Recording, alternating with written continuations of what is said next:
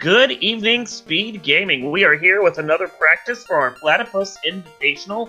We are practicing the Week 4 flags, which, Cyranus, you've run these before because you ran them during our Duckling Derby. These are fun, aren't they? Oh, these are the most fun. I don't think I have ever seen flags like this other than that. They were so bad at the Duckling Derby that we all had to pause and go, maybe we shouldn't be having our new players run these. We'll make our slightly more experienced new players run these instead. So, if you've seen these before from the Week 3 Duckling Derby, you get to see them again now because we've decided they weren't punishing enough and we get to do them all over again. So this is our practice for Week 4, and then on Monday of next week, we'll get to do an official race of this. So, yeah, this is fun, right? This is fun, right? This is very fun. On the plus side, it does look like we're starting with a red mage this evening. Yeah, I believe this is a tavern mode race, so they'll be able to find a lot of characters around the overworld, but having the red mage here means that one way or another, we're not going to have to worry too much, like, introductory-wise, what party member they get. The red mage is great for this because he's going to be able to do everything. I am going to release the kit players in just a second now.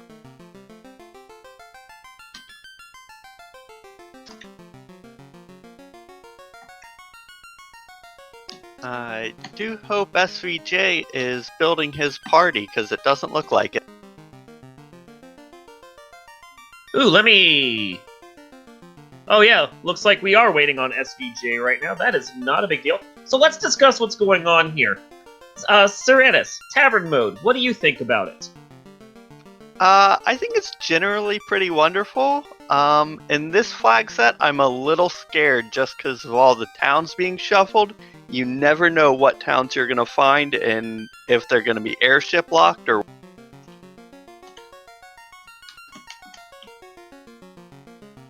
Yeah, it's...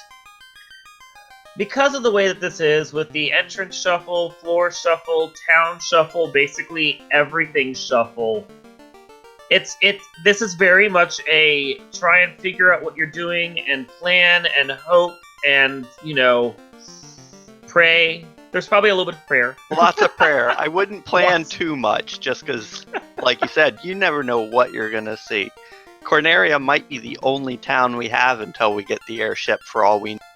That is true. I have seen seeds in entrance and floor shuffle where all 4 fiends are right around the circle C, and you really don't have to even find an airship. I have seen other ones where, like, all the towns with all the good magic are off in the Zardia Isles, and there's nothing you can do about it until you just finally get an airship. It can go either way sometimes. We will just have to wait and see. Wow. I don't know what we're looking forward to tonight. It's gonna be fun. Fun is the order of the day right now. We are waiting on just 1 or 2 more players now to ready up. One of our players had the wrong hash going, so they need to just get everything loaded properly and get their characters ready. And then we should be ready to roll at that point. I could see that as being an issue. I'm glad we found out now rather than in a minute when they get to the item shop. Yeah, well, we would have known pretty soon when he loaded the wrong party. Like, this is the second we saw that right there. Oh, wow.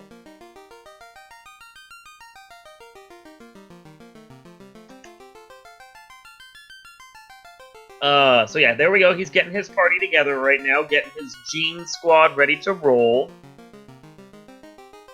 Ah, yes, all the genes. Oh, wow. So you've run this, I think you've run this twice now, because I think I was in one of the practice races we did a while ago, right?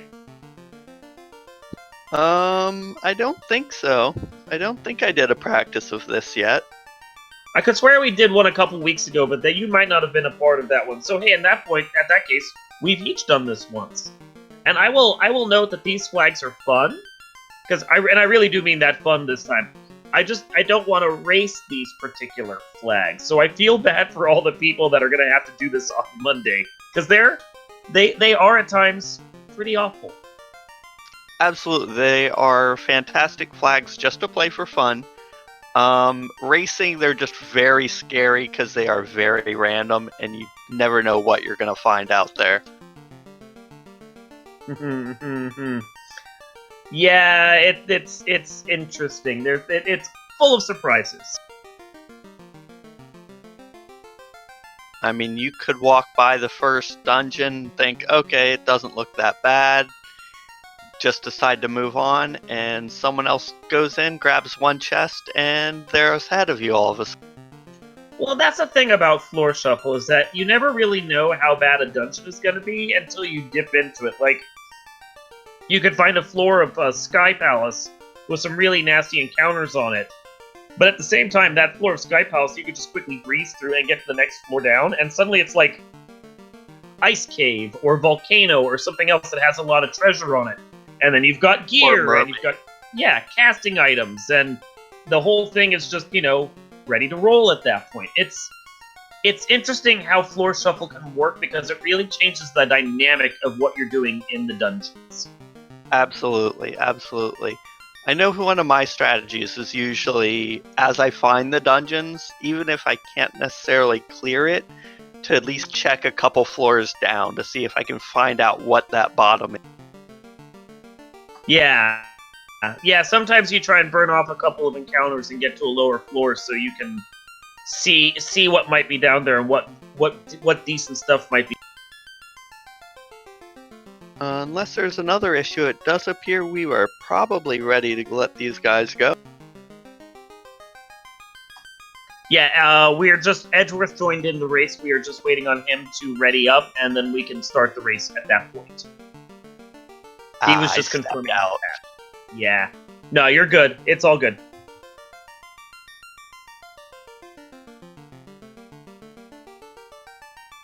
I do like that starting Red Mage, so that is probably the safest thing you could get in a seed like this. Okay, looks like our runners are ready to roll, so I am about to release them, and then we will see them all start up in just a second.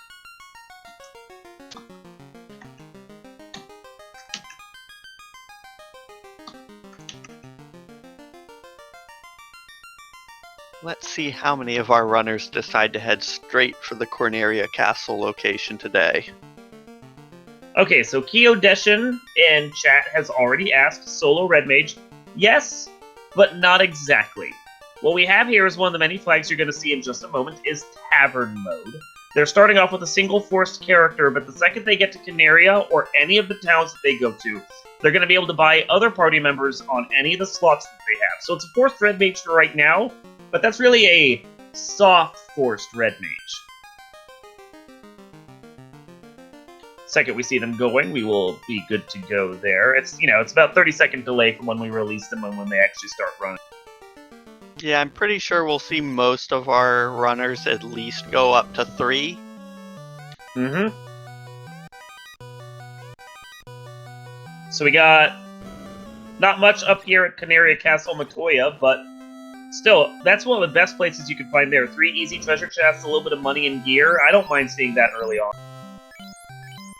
Yeah, absolutely. Looks like our magic of the day is Cure 3 and a couple of level 2 sweepers. Not bad. I mean, that's decent for the Red Mage to have. It'll get you through some of the early encounters on the overworld, and if you're going to take the black belt that's available to you at the tavern, you can 2-man that and get some early levels real quick for both of them. You want a level 3, but that's not a bad starting position to be. Absolutely. The level 2s will at least get you through a lot of the early dungeon floors, assuming those are what we see. Yeah, this is a good mix of stuff for them right now, all things considered. You could hope it'll be better, but all things considered, it's not bad at all. No, I'd absolutely take it any day. They also have that cheap chain armor available to them. So Ale is the first of our featured runners to slowly start leaving the Canaria Peninsula, followed quickly by Sawney Rat, both of whom get 4 imp encounters, and St. Fonchester gets a 4 imp encounter. I believe that's going to be our first encounter of the day. Yep, 4 for 4. And Melmond at the Temple of Fiends. That seems oddly fitting somehow. Yeah, it's been blown up one too many times, and we try and stop this time loop.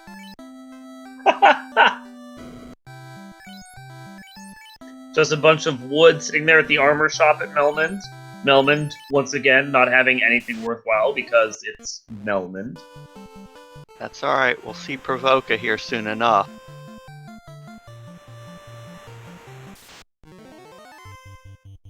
Oh, and something to note is that Zozo Melmond is on. So you can get some good, quick encounters like St. Von Jester is doing right here.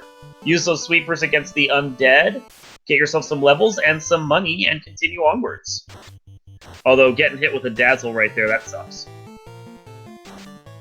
Yeah, you definitely don't want to get stun locked this early with only 2 characters. Yeah. Now, so you ran these before, and I know that you know the experience in this particular flag set isn't super great. The black belt, I would say, is probably the warrior you were least excited to see. I want to see it. I don't necessarily want to see it right now. I mean, I do intend to go to one eventually. Because of Tavern Mode? Yeah, because of Tavern Mode, just knowing where it's at is very handy. Because You were saying?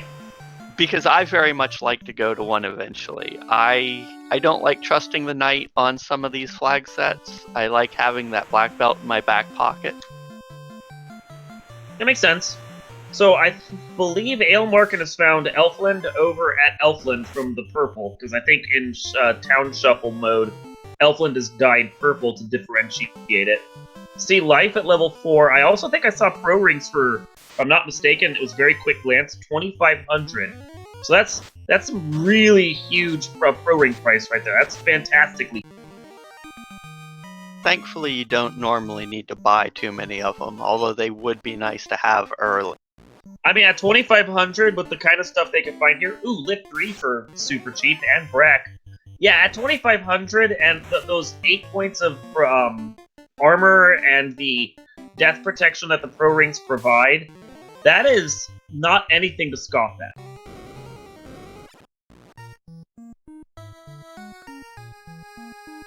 And we got the Marsh split here, I believe, at Elf Castle. Was that on the other side of Ice 1? I think so. I think color-wise, I believe that was over at Ice 1. Meanwhile, I think we saw some sky floors and water floors at Provoca? From the blue? I don't believe so. Well, we're going to see again because SVJ is wandering over there.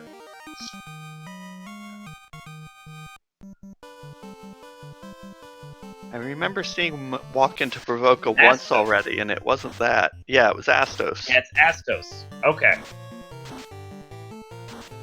Knowing the colors and knowing where the colors relate is useful, but it sometimes betrays you. Yeah, that light blue sky background around Astos' castle, I imagine that looks kind of like a sky. Yeah.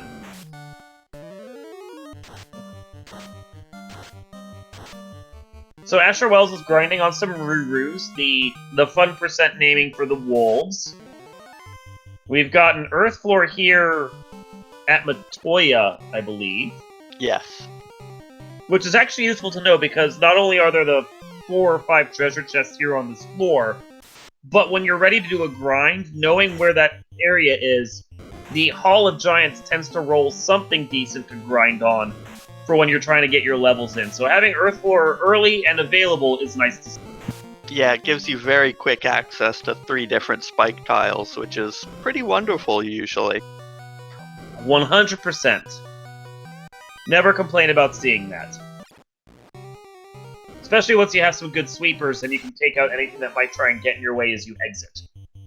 Yeah, I was a little surprised they didn't check them while they were there, but then again, I suppose they're also short on many sweepers at this. A lot of sweepers, a lot of magic. The White Mage at the tavern doesn't help when we haven't found Fade yet. I mean, we have seen a couple of harm spells, which is decent for this Marsh Cave and for the Zozo Melmond we found. But for the most part, harm is not a must-buy.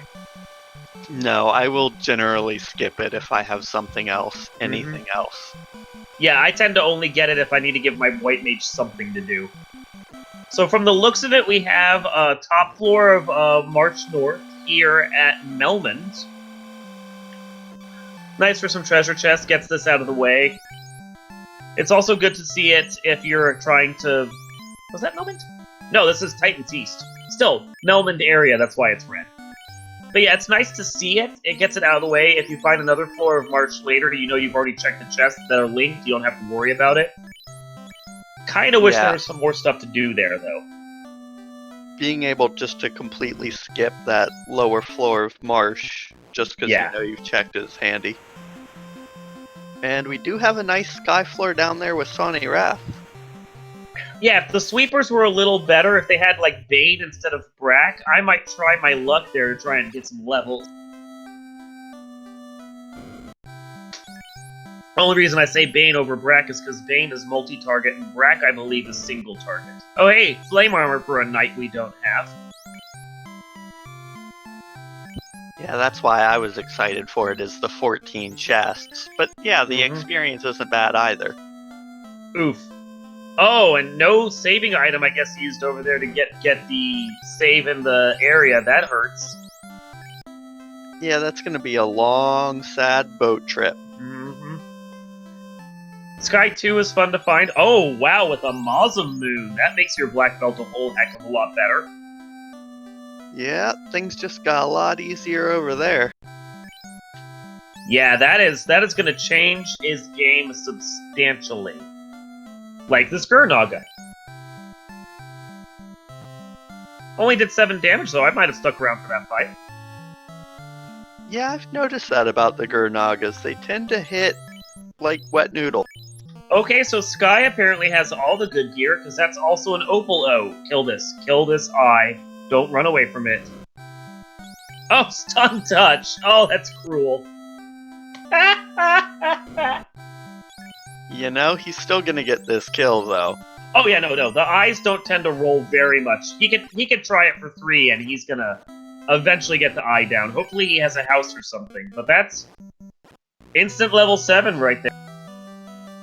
Yeah, no, that's fantastic. Between that Masa and the Opal bracelet, that has been an excellent find for him.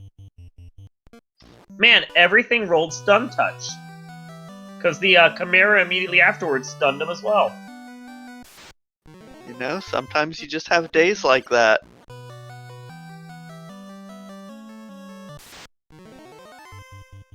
Meanwhile, Asher is messing around with that ice cave. I mean, if you can get through it, it's good to know what else might be down here. For what he has and what's trying to kill him, so far doesn't seem to be too unbearable. And it leads to the Earth 4th floor treasury. Yeah, that's just a floor I do not like to walk on. That ice floor is just long and lonely, and there's nothing there. Yeah, first 2 floors of ice feel bad, because it's just a gauntlet to get through to actually get where the treasure chests are, and if you have to reset out, it's a long walk again to get back there.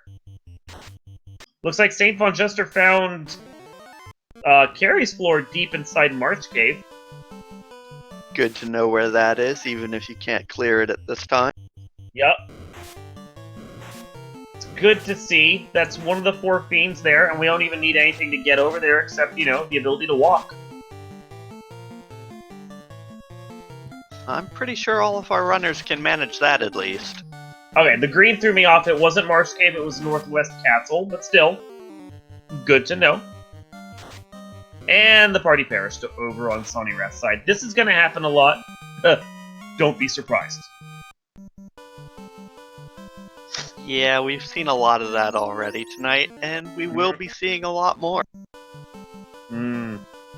So Ale is actually heading over to the eastern side of the world. He's checking out Crescent Lake now, which is Canaria Castle. Good for a key item. Absolutely. And a second one once we find the princess. That's the one item you really did want to see at this point in the game. The ruby. And it does appear that Titan's West is at the Marsh Cave location, so he can check that if he wants to. Except he didn't get to keep the ruby because he was immediately raffle stomped by Gurpies or AXPs afterwards. So that ruby will just have to wait for a little while. Secretly in the back of my head, I'm praying that that's required. the ever elusive required ruby. I had it in my week 3 practice seed, so it's probably a little rarer in week 4, but it could still happen.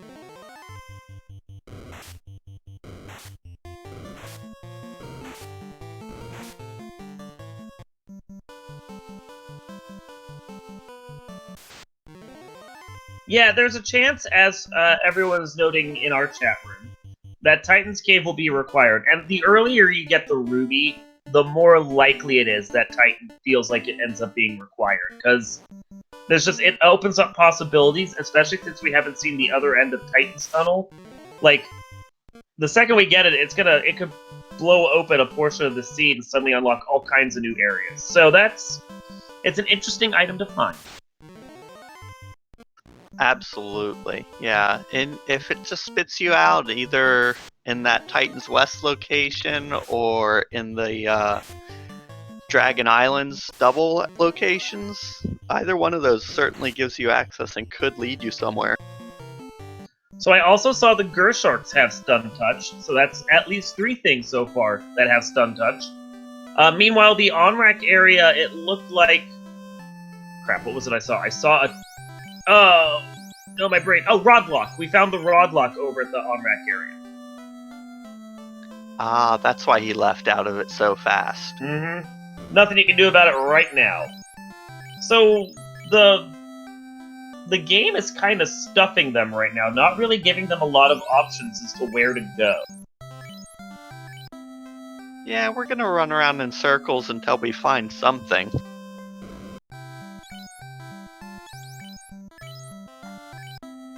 It is kind of the way of it. That's more shuffle for you sometimes. And the longer we run in that circle, the more it's gonna start to look like that ruby might be our answer. Yeah, as soon as we find Titan's Cave, that is. We found one. It was in Marsh. Oh, I somehow forgot that.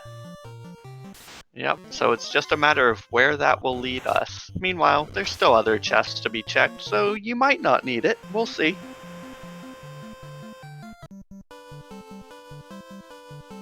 It does feel bad when you have, like, only 2 party members in your group, and everything decides to back row your red mage instead of the front line of your black belt. Like, come on, guys, attack something else, please.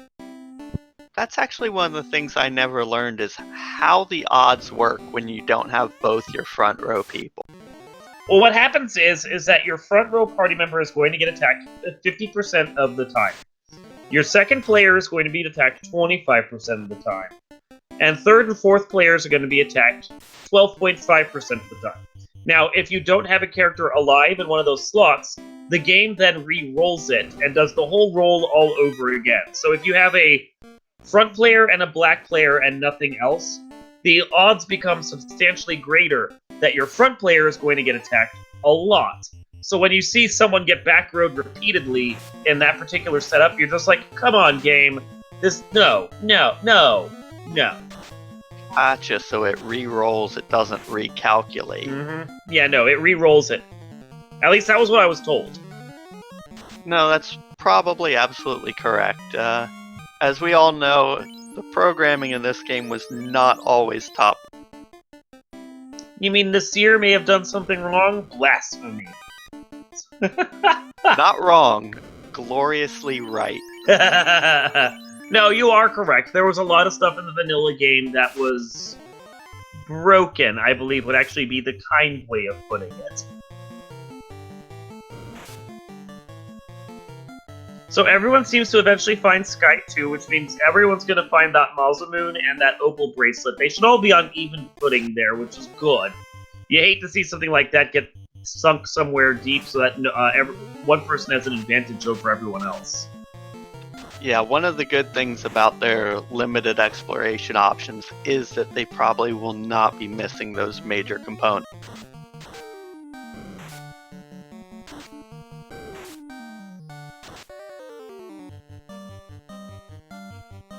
Oof. So, That Catman or Man-Cat pack with Medusas has a stinger on it, so just a lot of poison noise if we can listen to Ale Markin right now.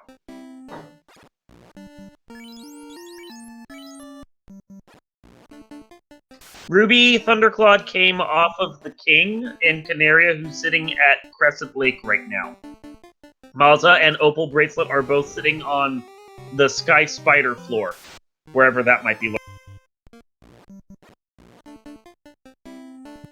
yeah, and no one seems to be too interested in going back to that king and getting the ruby. Although the only one I've seen get it so far was A. Do you have a question about how many loose we have out there and what it might be? I am checking right now.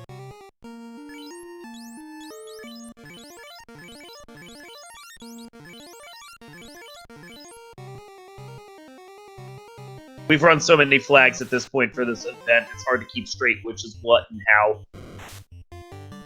Absolutely. Crabcakes is pointing out that the Masa was one of our incentive items, so that's one down the train already. Yeah. Malza is one, so that does mean that with the 17 incentivized locations and 19 incentivized items, there are 2 loose, but only 1 left. So both Crabcakes and Thunderclawed are correct. That is all we have left at this point. 1 more loose, that is really nice to see, honestly. That helps them out a lot. Might encourage some more gambles. Yeah, I'd really be going for that ruby at this point, because it's not looking good elsewhere. Yeah, no, I have to agree with you on that. Of course, getting the ruby and then getting it back out afterwards is the problem, and everyone's very low level still. Yeah, but I mean, you have cabins, you can obviously save scum your way to. That is fair. And I mean, you know where Zozo Melmond is, and you have the firepower to be able to take it out. Oh, that is fast and warp at level 4 magic that I think we missed earlier. 2 great spells. I saw the fast, I didn't see the warp, but yeah, those are pretty happy to have those handy once you get the levels behind you. Well, and thinking long term for the game too, having them both at the same level is actually really nice. Because you're going to use warp for the mid game up to when you get to Topher, but you're not going to bother using warp afterwards. You like seeing it early enough you can use it. But this way, once you're done using it, it's not like stealing charges from fast that you want to use later. I did not catch what was in Elfland's Tavern, but Cece is asking. White Mage. It was White Mage at Elfland, I caught that much. Of the 3 towns that we've seen, that I recall, it was a Black Belt at Canaria, obviously nothing at Melbourne, because Melbourne sucks, and a White Mage at Elfland. That's what I thought. Yeah, I knew we had seen White Mage somewhere, and those were the only 2 that I could remember. Only party members available to us so far, and Sonny Wrath, if they checked it, they didn't bother caring about the White Mage. Who does? In all honesty, knowing that there are, like, so many enemies with stun touch out there, I might just hire a couple bodies to, like, take up space in my party, and then let them deal with the stun touches while my Masamune Black Belt sits in the back row and kills them. That's a valid idea, just stick that Black Belt in the back with the Masa, and stick, your Red Mage up front with Chain, and your White Mage up there with the Opal armor.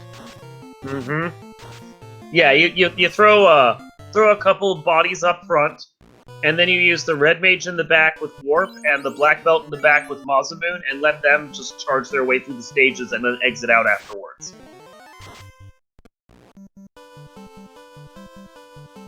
Oh man, just watching all these wipes, it's bringing back all these flashbacks.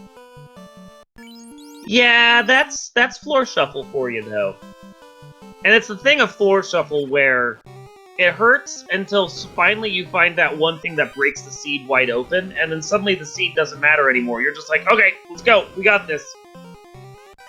That's true. It only takes one chest to pop out a nuke sword or something, and everything's gone. Mm-hmm. Yeah, with item magic on, you can find all sorts of cool stuff.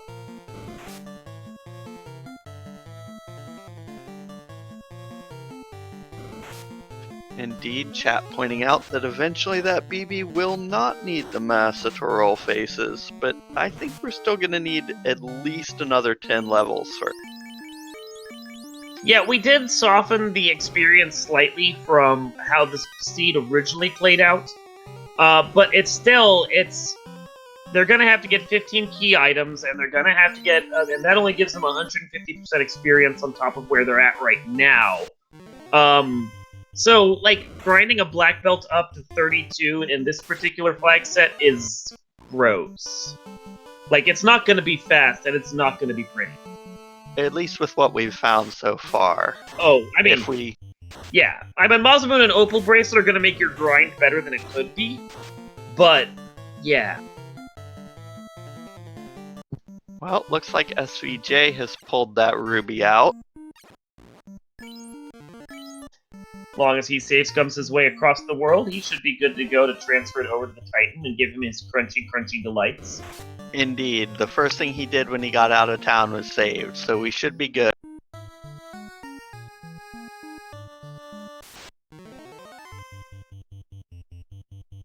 I think he might be headed straight for that marsh cave to turn in that ruby. It really feels like it's about the only thing that's left for them to be able to do, so...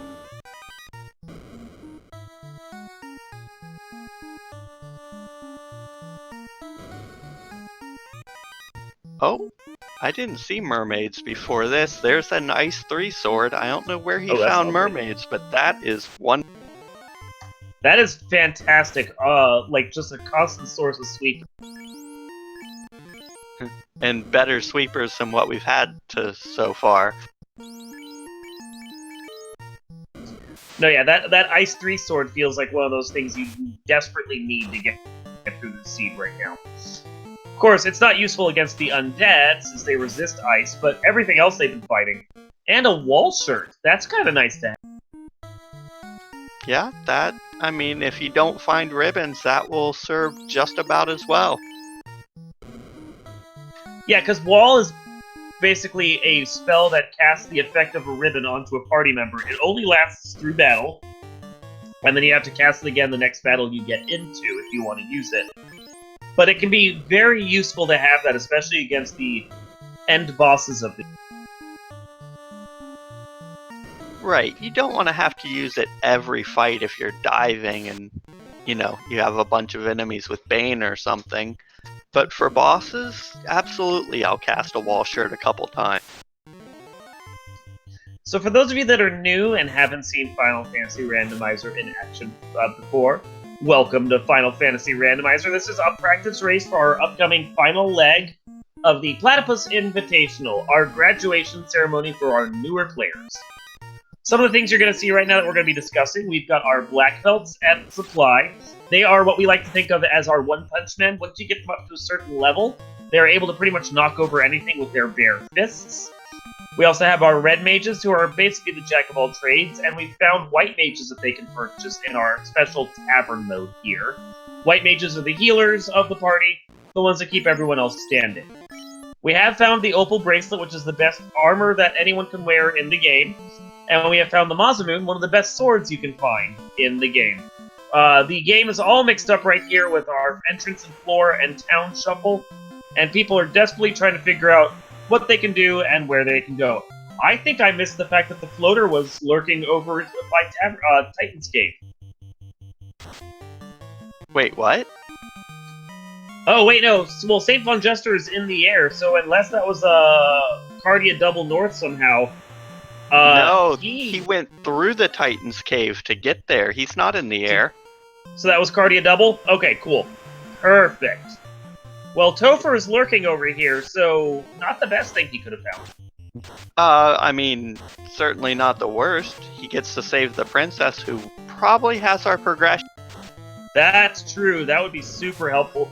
Although it's kind of also harsh that you have to sail to the king, get the ruby, sail it all the way back to turn it into the Titan, walk over here to save the princess, and then do all that sailing all over again.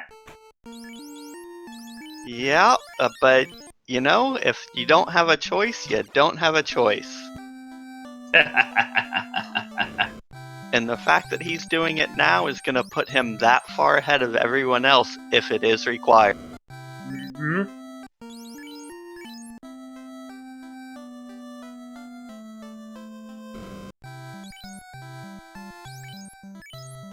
Meanwhile, everyone in chat finds it absolutely beautiful because they are not the ones running it.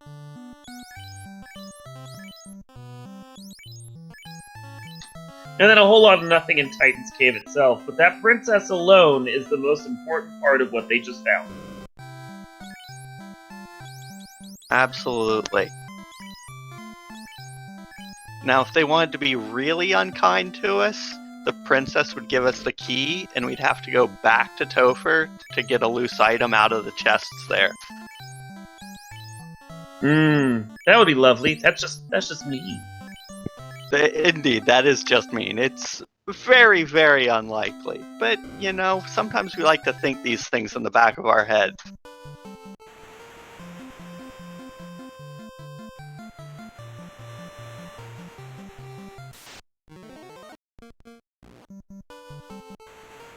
Meanwhile, at least Ale has that ice sword that he's been putting to good work.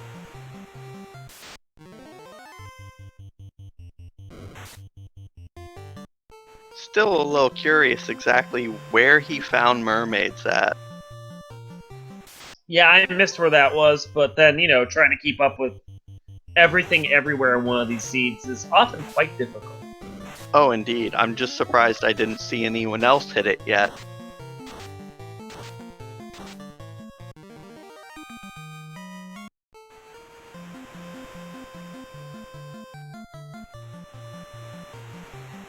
Yeah, that ice sword would come in handy for everyone else.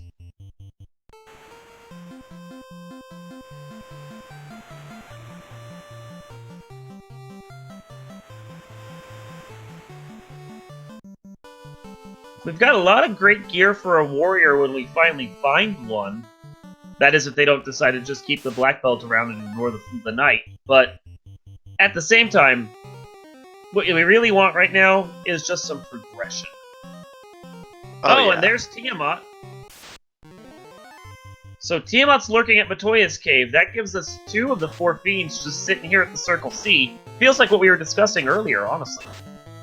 Yeah, at least 2 of them we don't require a floater to get to. 2 of them plus Topher, no less.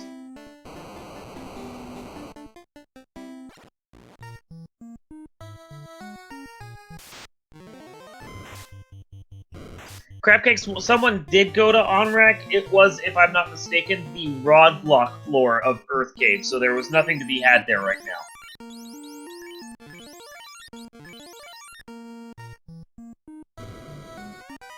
Yeah, we're just looking for that progression, and SVJ should be there any minute now as he walks back to Corneria Cafe. Keodition asking in chat if Warmech is going to be there on Tiamat's floor. Warmech is indeed going to be on Tiamat's floor there. Warmech, I believe, in this flag set is required, so you don't even have to pray for him. He's just going to show up. Whether you like it or not, and he may give you a very bad day. More than likely he's going to, because this flag set has clamped bosses, which means all the bosses can roll higher than their standard stats, but they can't roll any lower. They're all going to be baseline 100% of their base stats. So yeah, one more cruel thing to add to the mix. Yeah, and Warmech is definitely one of those bosses that you do not want to see roll high. Danny, our fantabulous tracker, poking at us to remind us that she's taking notes this whole time, and we just missed the fact that Mermaids is sitting over at Elfland Castle. So, it's a useful one. I think it's actually a couple floors deep, isn't it, though? So that might not be the easiest thing to get to, but then, of course, I could be wrong. No, it must be. If it was not a couple floors deep, I'm sure we would have seen it plenty of times by now.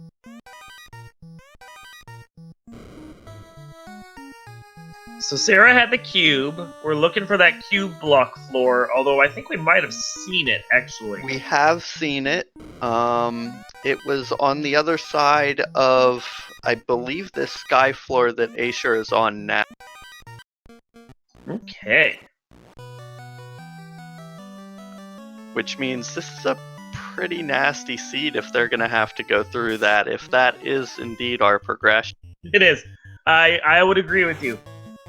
Yeah, so Thunderclad noting that these flags can be quite cruel to get started. That is very true. This is a true gauntlet seed this time around. One of the worst ones I've seen from this flag set in a while. And I didn't roll it, so for once it's not my fault. Indeed. I won't say who we can blame for tonight's seed, but they know who they are. They have brought dishonor to their family. Or honor, depending on how you look at it. Both. Or either.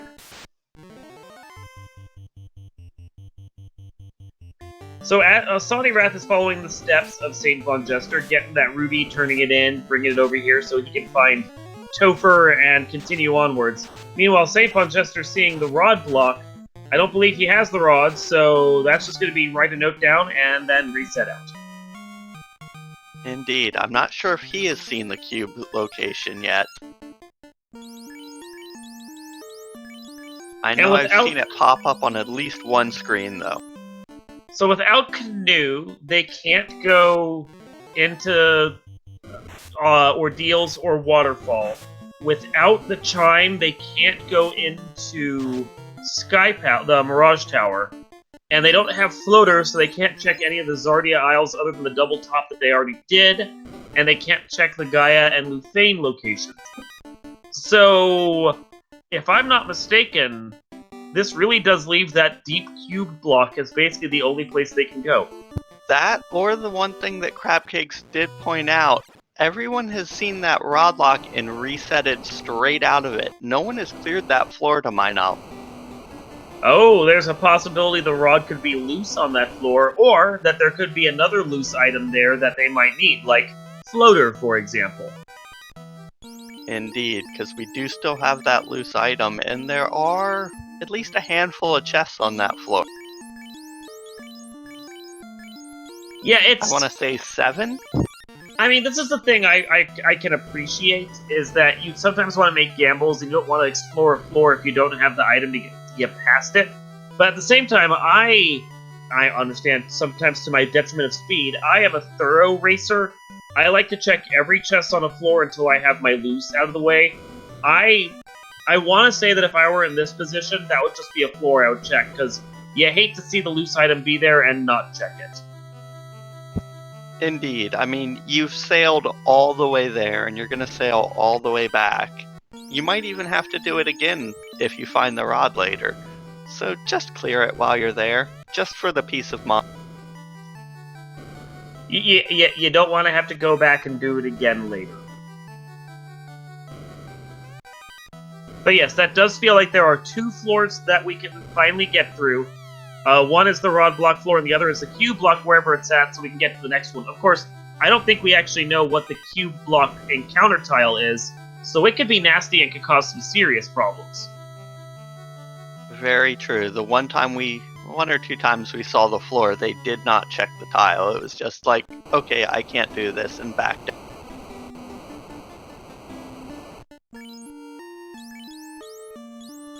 Similar to their reaction to the Rodlock floor, only, I mean, there's no treasure to be had on the Q-block floor. Yeah, there's nothing to be gained from doing the cube block floor and finding out what the encounter is. It's just basically a peace of mind kind of thing. I fully agree with that one.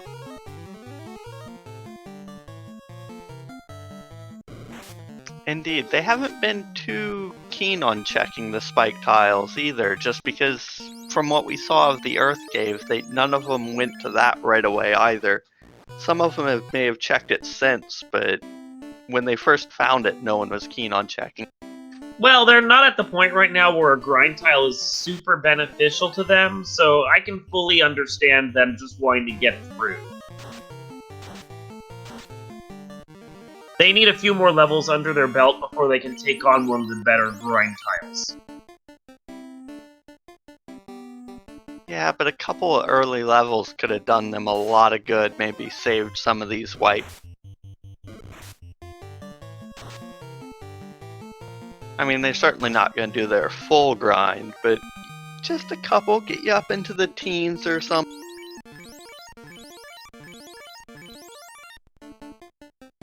So right now, with so few areas that people can get into, we're basically seeing our runners loop back on top of each other, all of them hoping that eventually one of them will find the progression they need to get through the rest of this. But this seed is really fighting them right now. I mean, we're 37 minutes in, and all of our runners are basically in the same place. Yep, just a couple steps ahead. They've already gotten that ruby, turned that ruby in, followed that chain, but they're still looking for that Q block floor, and I think only one or two of our runners have seen.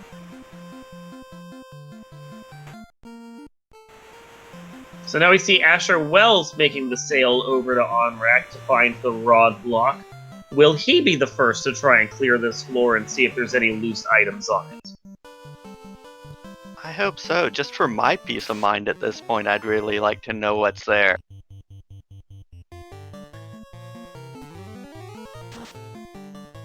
Gonna try taking on the Frost Giant here.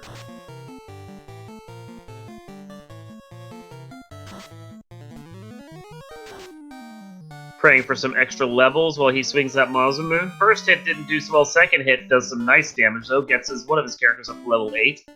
We have the rod block, and he is checking it! Hooray! As the dwarves love to say. Oops, never mind. Wow!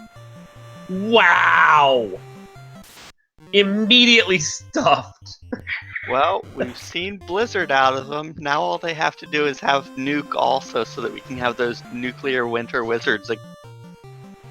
I mean, I get what he was going for.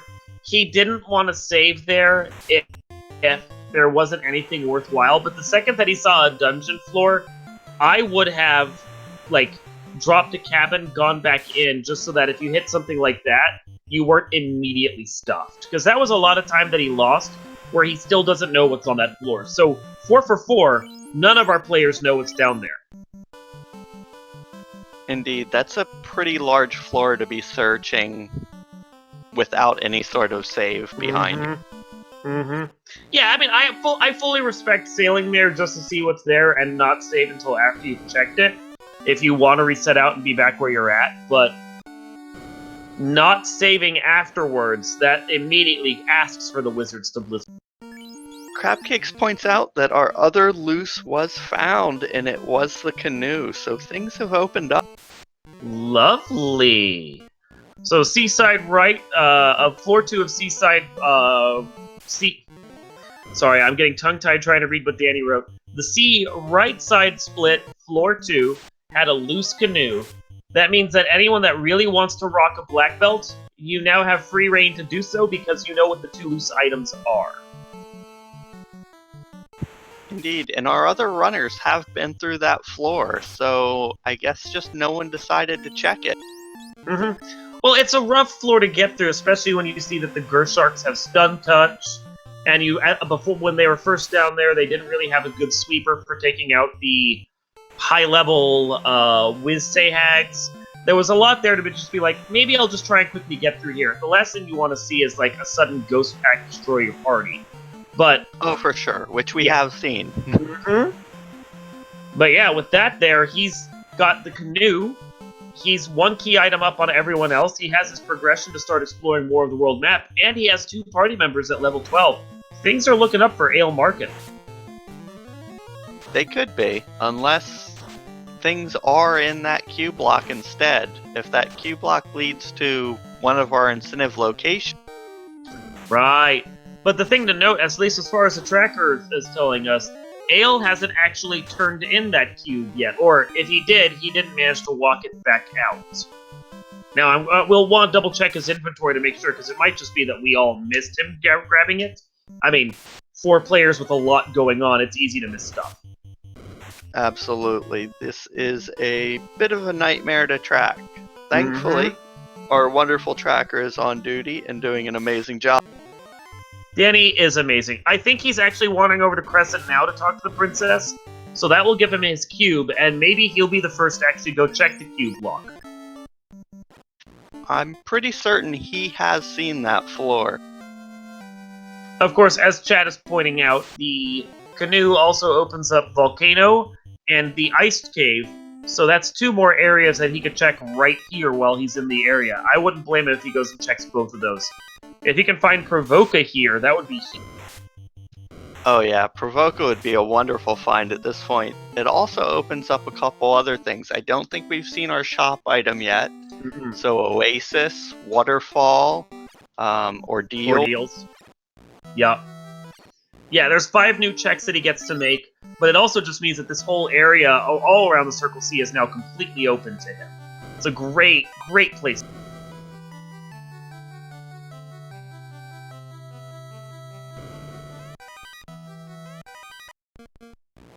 Got a whole wonderful river full of fish.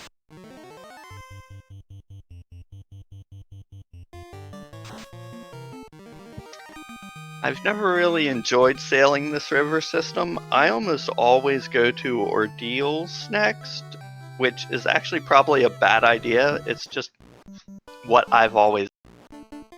Well, it depends on what you're in right now. Doing the Ordeals check here could be worthwhile, especially if you haven't done Waterfall check as well, because that's 2 of them you can bang out without a lot of, like, canoeing, because your encounter rate on the sea is less intensive.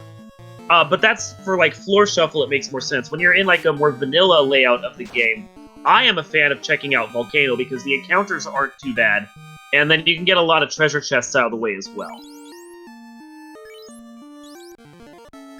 Well, there's that marsh floor that we talked about earlier that is going to be completely skippable for him. Mm-hmm. And that leads to the top floor of Bahamut's Cave. Another completely free floor.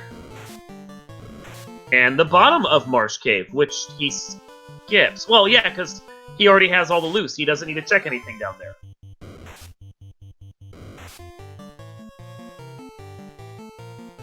I actually did not look at our incentive locations for tonight. What are they? I closed that. Hold on one second.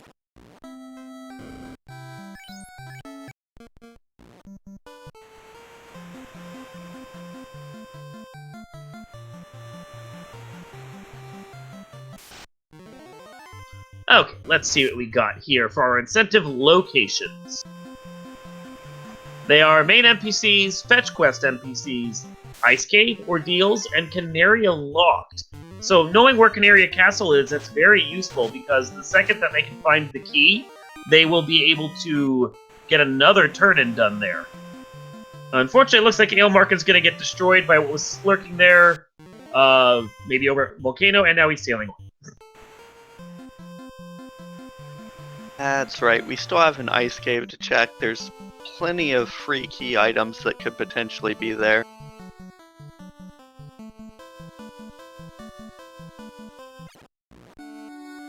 And see what I was saying right there with Ailmarkin's screen about the fact that sometimes the game just does its rolling really weird.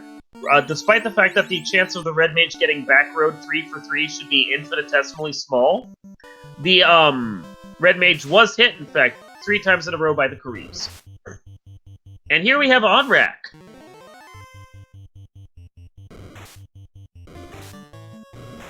Still no shop item, but at least we know we're on rack now if we do find that Oxyale. Did not check the pub though. I feel like that's a bit of a misstep. You want to check the pub just to see if there's a good character there. I mean, never know, you might be able to hire a couple extra red mages. Or, absolutely, I would take a knight at this point. Mm-hmm. Anything that can take some hits and is worthwhile in battle. Yeah, definitely should have checked the pub, I would think. But who knows, maybe he likes to just go with the two-man strat. I mean, that might be what his plan is. He's resisted the White Mage so far, despite knowing where it was at. He may really just want to rock that two-man party. And it could work. Getting that extra experience into the black belt might be the right call in the end.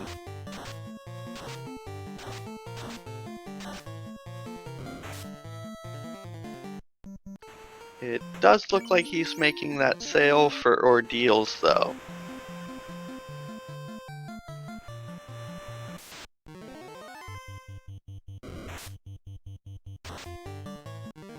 Meanwhile, our other runners are still hunting up for either the canoe or that Q block room that I don't think any of them have seen yet. Yeah, this whole area is really making our players work for it right now. It's tough. I feel them. I feel what they're going through right now because this is really ouch. So apparently the Sphinxes have thunder. Markin just felt that. It'll be alright. Thunder washes away. Everything will be just fine. So we got a sea floor here at Ordeals. And then a Cardia floor here at Ordeals, and he's actually checking it, maybe for the item magic. A fast stick! That is nice. Cure Helm's less important. Not bad, but we do already have fast at level 4. We do, and it's not like he's gonna be having anything else to do with those charges, because, you know, fast is basically the only thing at a certain point that you're gonna be using it for. But if you slap it on your black belt, and if for some reason your red mage gets taken out, at least you can still buff your black belt. For sure. Or, you know, if it is that kind of seed where there's just no sweeper magic and you find a decent sweeper item, you can kick that red mage to the curb. Yeah.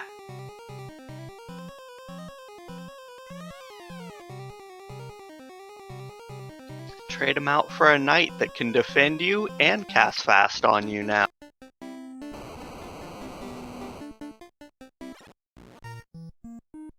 Or just hire another party member of one type or another and throw it on there so that you can have, like, a couple people casting fast on you. It opens up options, which, hey, so many options. You always need more options. Yeah.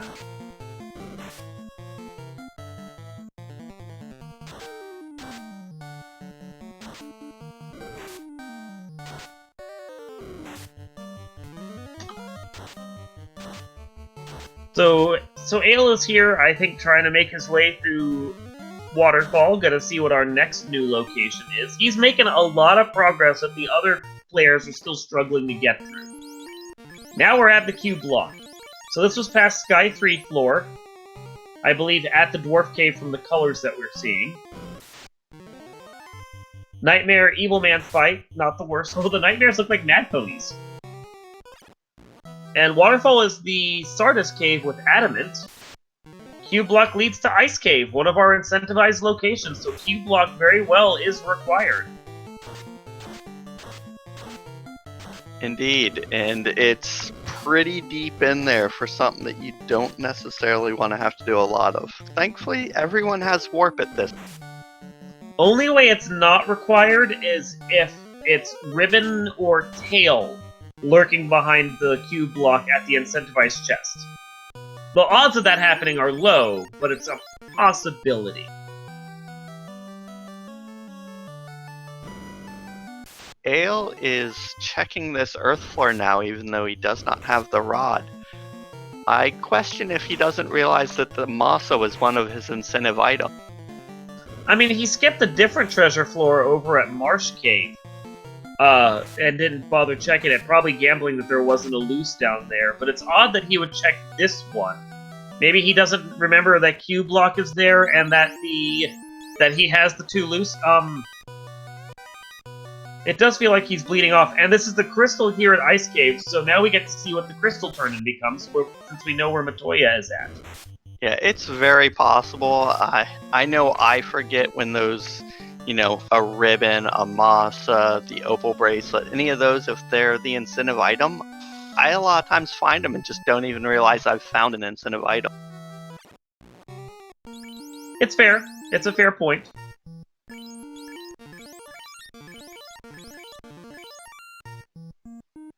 So at this point, it comes down to, is the adamant going to be our progression, or is the crystal going to be our progression? Mm-hmm.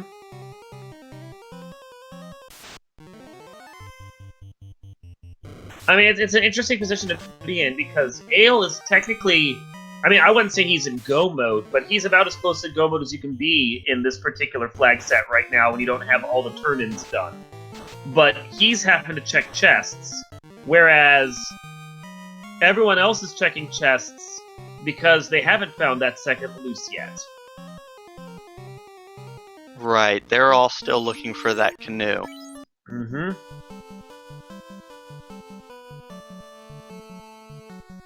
On the plus side, they're all getting stronger, and they could probably check that floor pretty easily at this point, as long as they remember that they orphaned.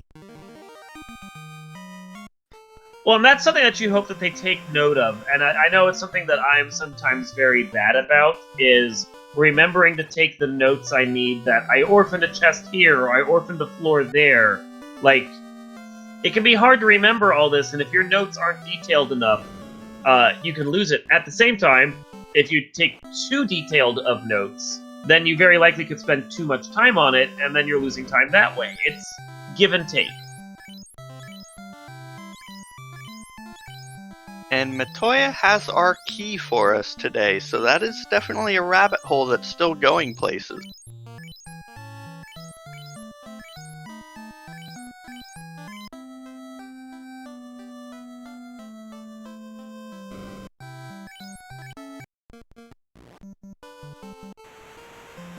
As Crabcakes points out, we're getting a Corneria Castle triple dip.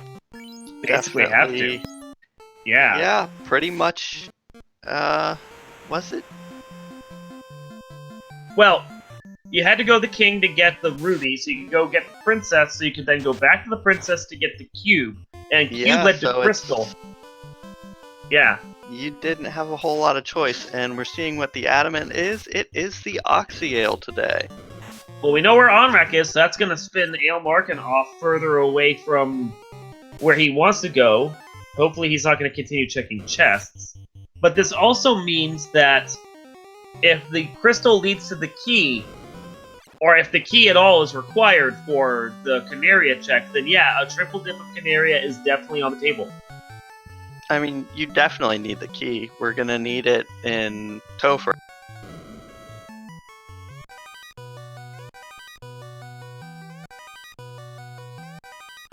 But we have two different rabbit holes and they're both live, so which one is actually going to lead to our progression?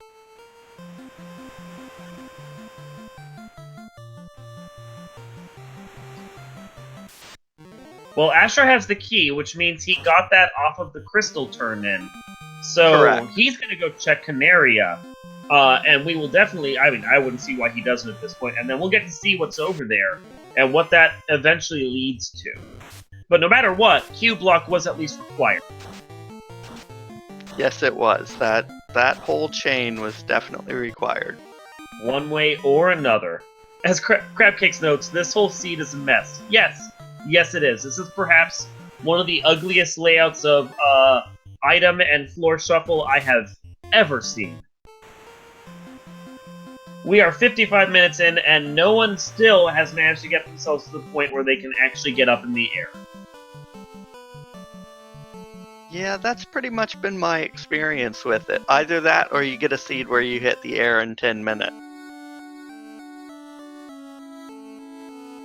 So Asher is up, hitting the Canaria treasury. What is he going to find here?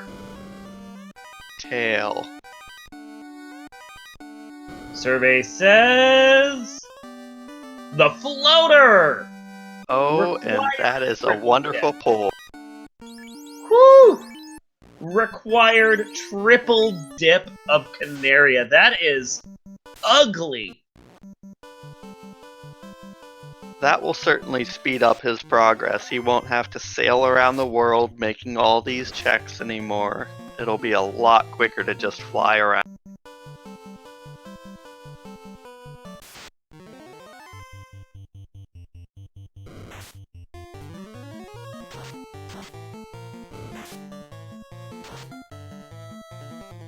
Yeah, wow, that is hideous. And as Crabcakes points out, it's going to be hard to think when a lot of people are going to find that canoe, because you have to want to go down to TFC floor to check it. The key is going to encourage it a little bit more, but not a lot, because no one really likes checking TFC floor no matter what. It's just an ugly layout. But that canoe very well could be required, depending upon whether or not there's anything at on-rack, for example, that they're going to need. Right, we're still not certain that the canoe is required.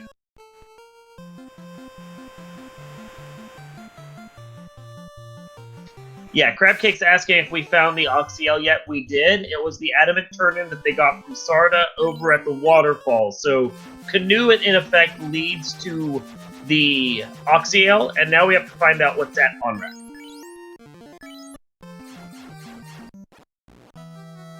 Which, if it's not required, then neither is that canoe.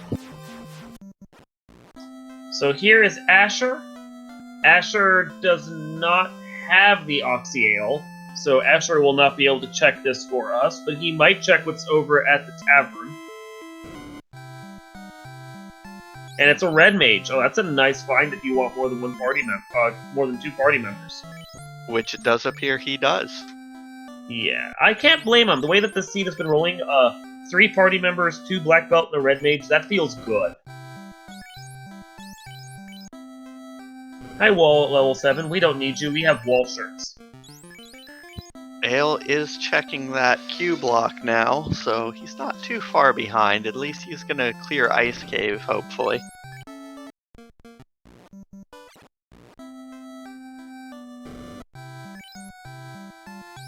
That should basically catch him up just with the added info that he has from his canoeing. One thing I didn't notice that was sitting over at the Dwarf Treasury is the Sun Sword. Right now, with their unclass changed party members, that Sun Sword is going to be really nice for their red mage. One more person that can actually dish out some decent damage against a single target. Yeah, they're getting to the point where they can ditch that Masa, though, here soon, so it's not quite as big a deal as it would have been earlier. Well, then you go Buzzsaw strats and you throw it on your White Mage, and the White Mage can go to town. Oh, we've got Provoka with Temper and Fire 3 and Bane in the Black Magic shop. Lovely. Very solid spells. Happy to have those with us. Mm-hmm. And Diz 2 and Exit. There's Exit. Woo! That's a full pack of magic right there. That almost encourages you to get just a 3rd red mage at that. Yeah, level 2 magic is looking pretty juicy. And we're gonna have some pirates in a minute. Arr, Vicky, what you got for us?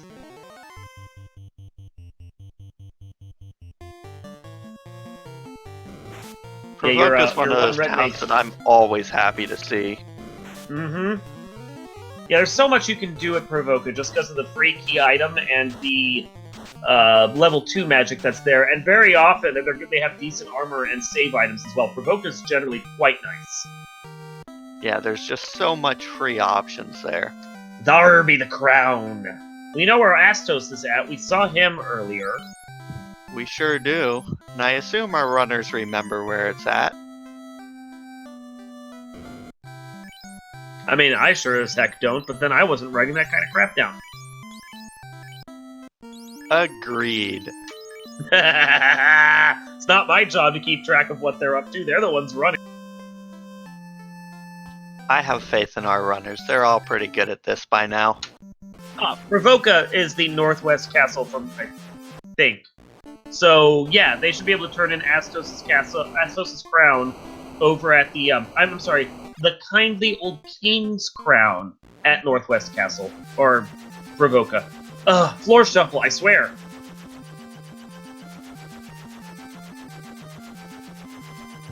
Are we grinding vampires on Ale Markin's screen? I could have sworn I just saw him fight these guys.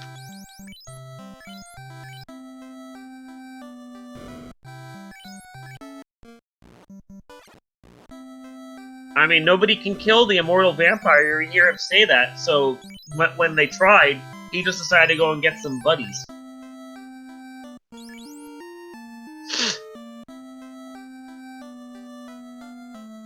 And now he's down to just a red mage.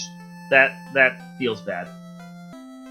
Dragon armor's lurking there, though, in the better trap treasure tile. That's a solid find. I mean, I would certainly be looking to recruit a knight if I found one. With the amount of gear that we found between an opal shield and the dragon armor and everything else, you get your black belt up to level 42. Then you change one of your party members over to a fighter, and you just let them meat shield up at the front. Oh, guys, the seed has broken wide open. We have found the Amute hammer. Just when you need that extra protection from mute. On a castable item that, once you get muted, you can't use anyway. Thanks, game. Yeah, I remember the first time I realized that running the randomizer, that you can't use caster items while mute. It's rough, isn't it? I was like, oh, that's okay, I have a nuke sword, I'll just use it. No. Nope. And the fact that when you try and cast magic while you're muted, it uses up your charges as well, that's just the extra slap in the face. I did not realize that. You learn something new every day. Yeah, I got muted in a seed that we ran a little while ago, so I decided, when I saw my caster cast, I decided to go and double check and see, and yeah, it uses up your charges. That's just one more cruel thing to have happen to you when you've already gotten, kicked by the game.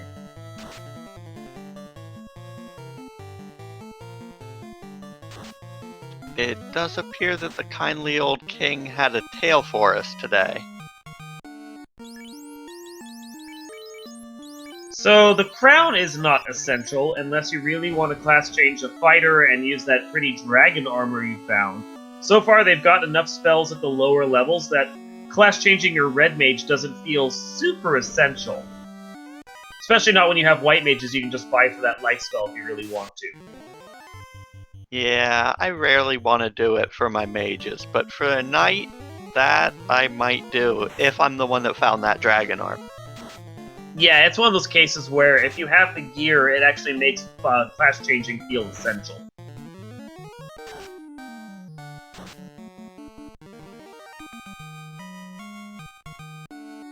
So at this point, we're wondering what's in Onrak and what's at all these Cardia Island locations.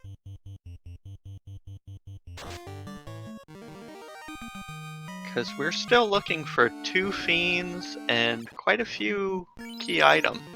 Potentially a few key items. It all depends on what actually is essential to get anywhere. But with the floater, there are a lot of new places they can check. All of the Zardia Isles.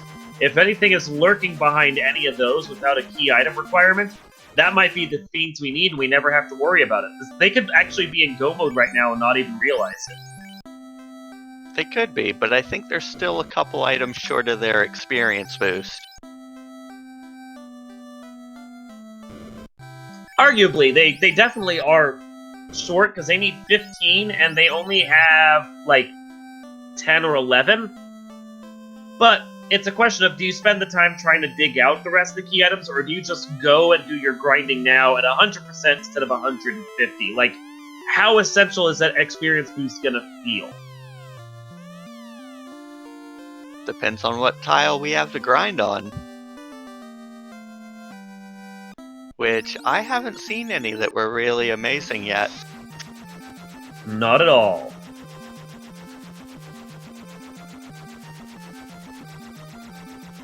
Yeah. So we're still waiting for someone to show us what's at Onrak.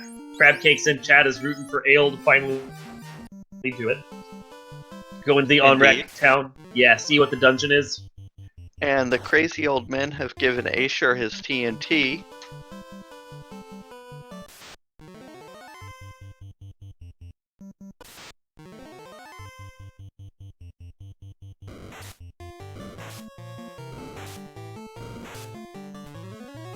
So that's another check that could lead us down to something. Sonny, meanwhile, is wandering on down to blow up McDwarfenstein. Gonna check his chests down here.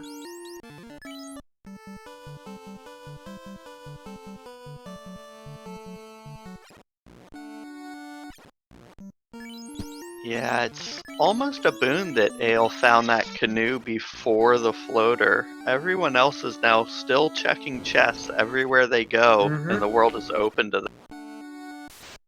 Yeah, the unfortunate thing is we still see Ale checking some, but I don't know if that's because he actually wants the gear, or if he still thinks that he needs to find another loose. I mean, for my money at this point, I would just be checking trap tiles and trying to see where all the locations lead to, because all I want at this point is to know where the other two fiends are. We've got 2 on the floor right now, we just need to find the other 2. Ooh, there's a ribbon. That is lovely. There is a ribbon, and there's also a worm tile.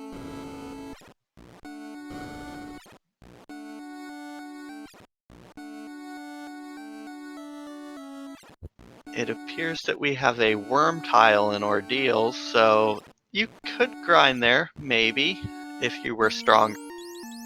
Depending upon how bad the worms are. With the Mazamoon, it's doable. You just need to make sure that you have the health to survive their attacks and a big enough pile of heal pots. Because the worms are good experience, but they can often hit like trucks, especially when they're clamped. Absolutely, and it did appear that they did this time. Yeah, even with an opal bracelet on and a pro ring and a ribbon, they can still blast your black belt.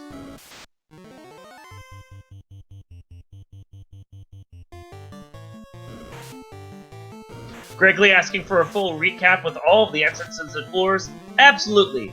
Things happen, people are playing a game, there is your recap.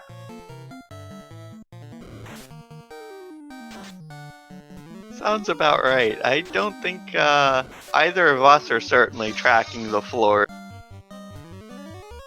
Our fantabulous tracker, Danny, has been tracking where a lot of the floors lead to, but we don't actually have a full map of everything, because trying to map out a floor shuffle like this, no, it just, no.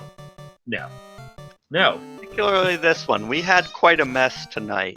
Oh, it was wretched. This has been a really ugly one. The important things to note is that to get progression in the game, you had to sail over to Crescent Lake to talk to the King of Canaria, who then would give you the cube, no, that's the cube, the ruby, so you could sail all the way back over to Marsh Cave to turn in the ruby at Titan's Tunnel, which was lurking there, which led you over to Cardia Double South, so that you could go into Cardia Double North to talk to Garland to save the princess, so you could then sail all the way back over to Crescent Lake to talk to the princess to get the cube, to then sail all the way back over to Dwarf Cave to turn the cube in to get the key, to then sail all the way back over to Crescent Lake to turn in the key at the Canaria Lock Treasure Chest to get the floater.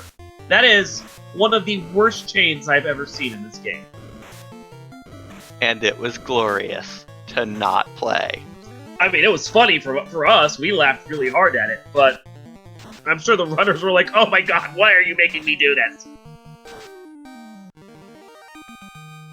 At least that's the kind of thing that, maybe you think someone else probably did this first, but then again you also think, no one else is going to do this early. I mean, we've already seen that only one person has bothered checking the seafloor to get the canoe. So that's one person who did something that no one else did. That's a check that's just not going to be seen very often. And it's a check that has paid off. It opened up a couple of areas that no one else has been able to get to. Ale has gotten some clearance no one else was able to do. That's a benefit to him. Yeah, it may have slowed down his obtaining the floater, but overall it could turn out to have been a good thing, although he is still checking a lot of chests. Say, Hags, bring in the heat! Sorry, I just felt like I had to say that because they were casting heat.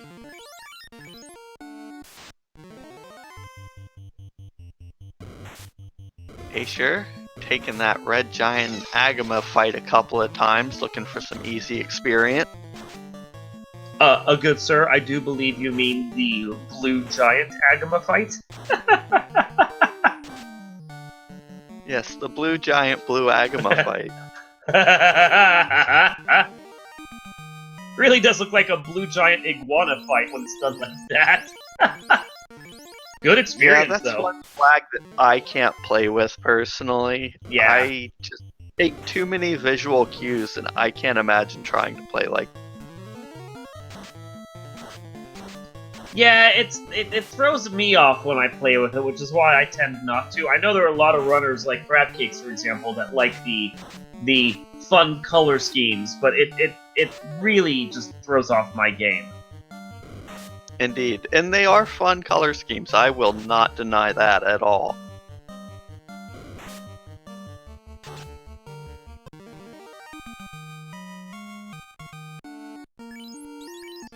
So Asher has his characters up to level 19 from the look of it. Question is going to be how much he decides to keep the red mage up standing. So far, just gonna keep grinding in his 2. I think at a certain point, considering the fact that you know the Mazamoon can take out anything that gets put in front of him, and the Agamas aren't hitting that hard, I might just eventually let the red mage hit the ground and just try and barrel through with just, black belt to get all that experience dumped on him. Experience is at a premium in this particular seed. Yeah, and he's still not at boosted yet. So do you just get enough to carry you a little bit further for now, or is he just going to do his full grind? I feel like if you're here and you're going to spend this long on it, you just get the grind cranked out now, and yeah, just do it. You just gotta do it. Although, with your black belt stun touch, that's not so good. Yeah, the grind is suddenly looking less good. Yeah, that hurts. He got cured, that's nice. Yeah, I think with stun touch on the table, I might run after this. It's no longer worthwhile. Go find a different tile to grind on. You've got the zombie D tile you can check. Right, even if it is the giant and you're not likely to get hit by it too many times, it only takes one bad hit with that and you're losing your grind. Yeah, your grind is completely done at that point, and those, 10 or so levels he's gotten will be wiped right out. You don't want to deal with that.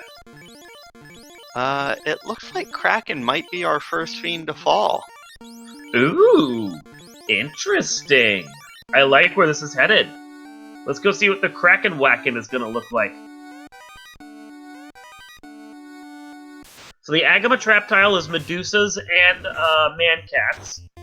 Yeah, I think that's a spike tile I would avoid. Yep, that would be my last time stepping on one of those. Yeah.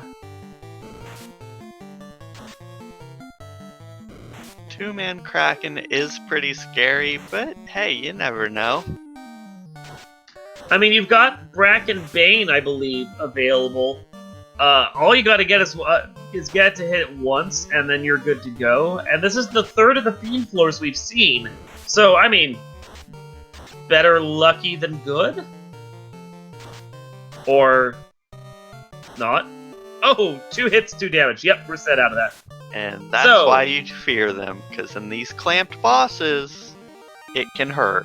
Yeah, I mean, I might have put my red mage in the back row and, tried to hope that Kraken didn't go for him and try and just see if Brack will hit first time. Brack has, I believe, a 30% chance or so of hitting. So, I mean, if you have to do that run 3 or 4 times, you do it. And then hope that you get turn order and Kraken gets taken down, because all you need is to survive it once. That's all it is. Just once. Well, we have found the loot now. It's an ordeal. Ale checks Omrak, and it is... Free treasure. Yeah, just a treasure room. A total bust. So Which Oxiel means was that not canoe was an entire bust. Yeah. Other than all the time it saves you of not having to check chests if you know that it was your loose item and you're done with them. Well, the hope is at this point that everyone else decides to do the same thing you're doing, and they all fall for the Oxiel lock as well. Because otherwise, that does feel like a time loss right there.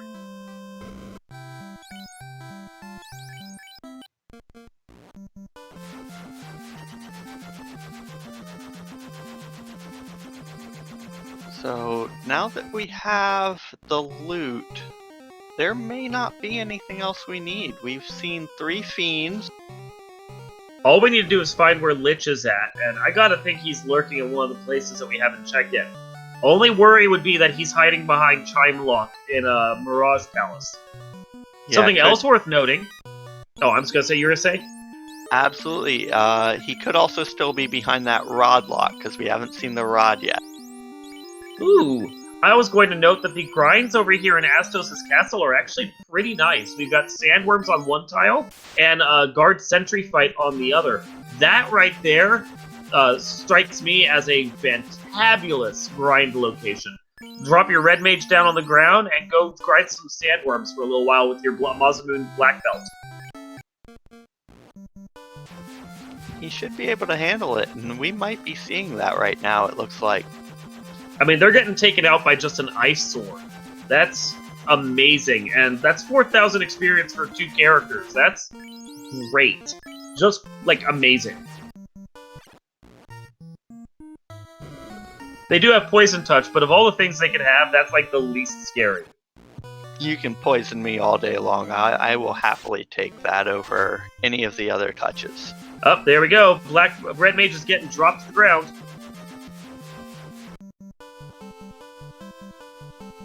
Start dumping 4,000 to 8,000 experience on the black belt every round. I would agree with that.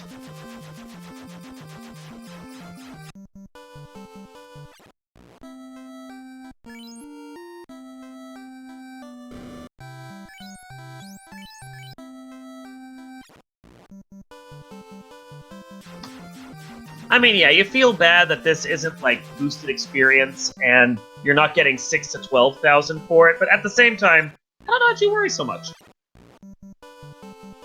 Yeah, at this point it's, you know, it's gonna get him those levels and that will speed everything else up. If that black belt starts just one-punching his way through things. Yeah, second One Punch Man can be One Punch Man. You are going to be good to roll. There you go. Now your red mage is on the ground. Let's start killing like crazy. And the nice thing about Astos' castle is there are no encounters in it because you're supposed to be lulled into the idea that it's actually a proper safe location. So this allows you to actually take these grinds without ever worrying about getting an off-tile encounter. Indeed, it's a grind that I like to take at this location. Also, the nice ease of exit afterward. Yeah, if you can survive the encounter you're in, you can always exit out. Like, just walk out. Fantastic. Quick walk out, use a house, quick walk back in with all your spell charges again.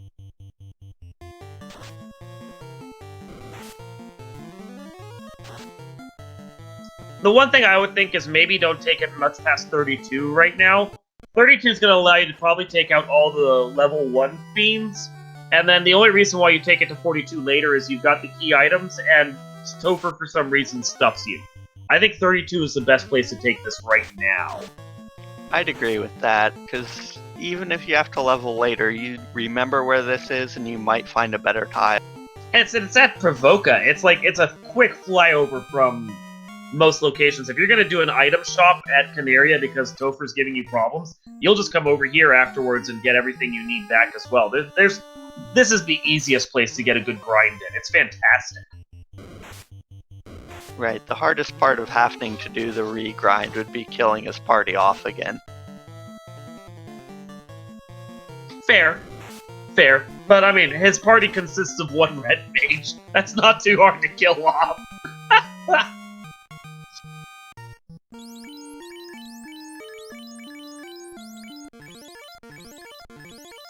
Looks like our other explorers have found a couple more floors. I still haven't seen the Lich, though, so we're still looking. He might be out there.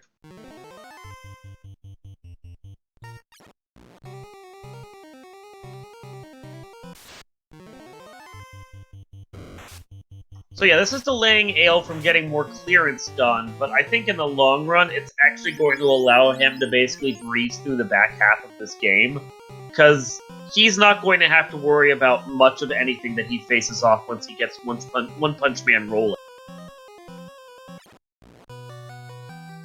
Absolutely. Just being able to not worry. Just having that in your back pocket that you're already set. So, Gwydion Knight asking what level is Ale Marking going to be grinding to? There, in the game itself, as you level up, your character gets quote-unquote faster. What that actually means is that they get to, instead of doing it in like Final Fantasy IV or later games where you have an ATB bar and your party members will attack at different times, here the game just gives you more attacks per turn. That's what the speed does instead. So at certain levels, your characters are going to get more hits for the weapon they're using. A black belt at level 32 is able to gets another hit level with his fists, and he starts cranking out enough damage based on how many points of strength he has at level 32, where suddenly the Masamune is not the essential weapon it used to be, and his Fists of Fury are now what you want to use. That said, he is almost destroyed by those sandworms. He's gonna have to hope he doesn't get critical here. There you go. He is apparently taking it past 32, and if he's taking it past 32, more than likely he's going to take it to 42, because that's the next hit, or he could just make me a liar. Okay. Never mind.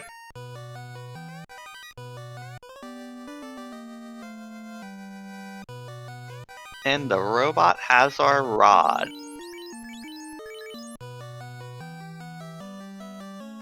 Goes back, revives his red mage. He is done with his grind for now. Chaos and Balu. Yeah, I know the other Final Fantasies have hits as well. It's just that here there's an obvious, like, no ATB, just extra hits at certain levels because of your speed ratio. So, it's the best analogy we have. It's particular key levels, which changes depending on your class and your weapon, I believe. Mm-hmm. But yeah. Specific levels, you get that extra hit, and you take a major jump in power. For his black belt, it's 32, and the next one is 42. Yeah, I think for, like, the fighter, for example, Masamune is, like, level 24 is one of the breakpoints, but, like, with Warple, it's level 27? It's weird. I do note that St. Winchester found the waterfall, and he managed to get himself the rod out of it from the robot. So that's one more key item for him, and another location he can check because he has the rod luck covered now.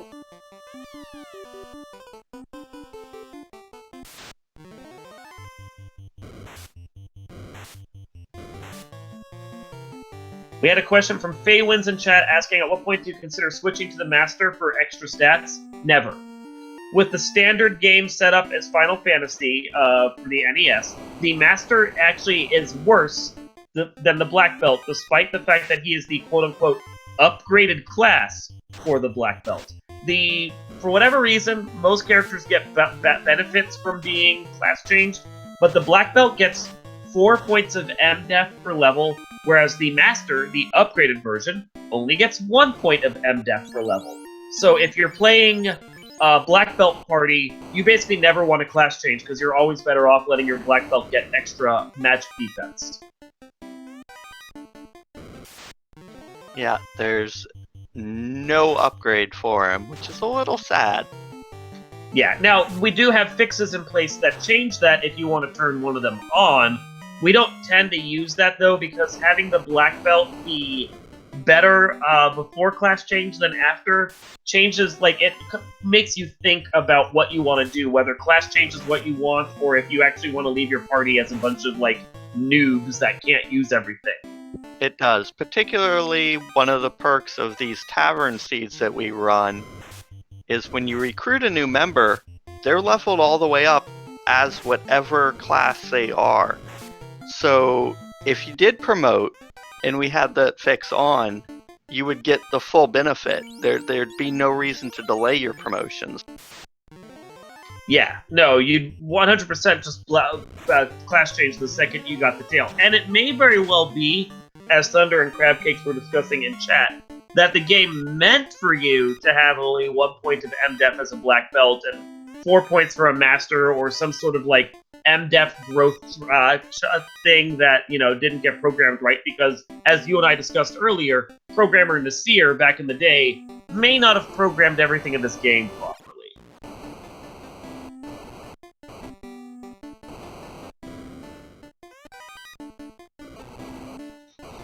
Oh, I'm sure he programmed everything exactly as he meant to.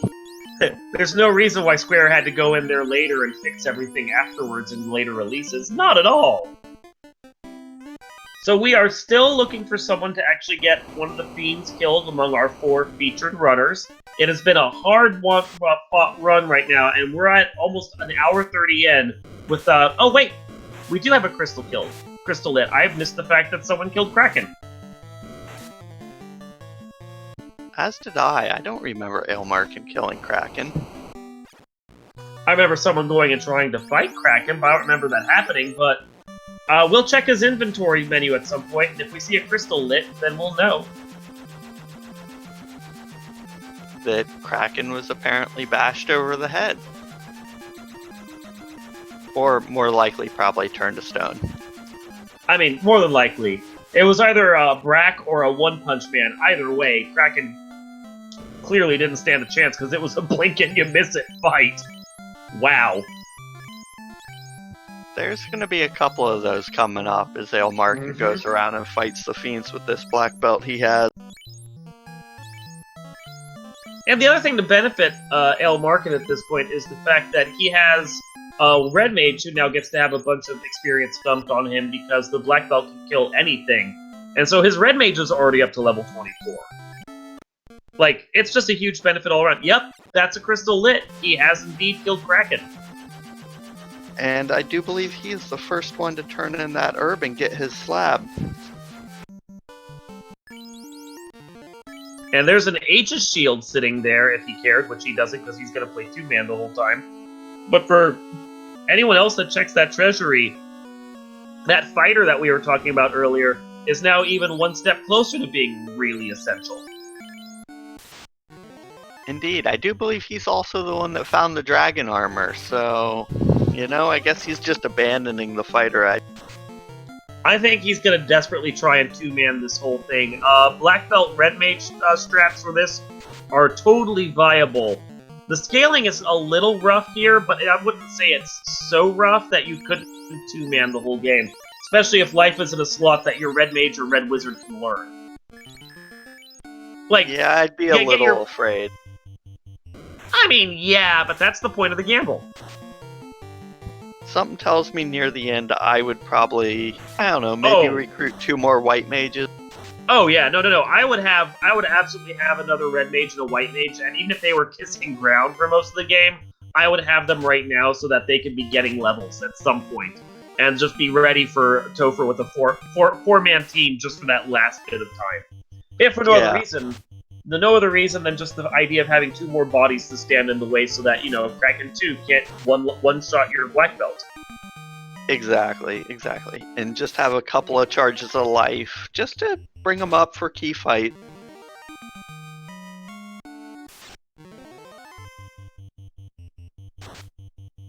And I mean, we haven't found anything that's like a Cure 4 Gauntlet. We haven't actually seen Cure 4 at all, I don't think, for the Red Mage. So that's one more thing that would encourage you not to take a 2-man, because the anything can wreck your day when you have barely any healing.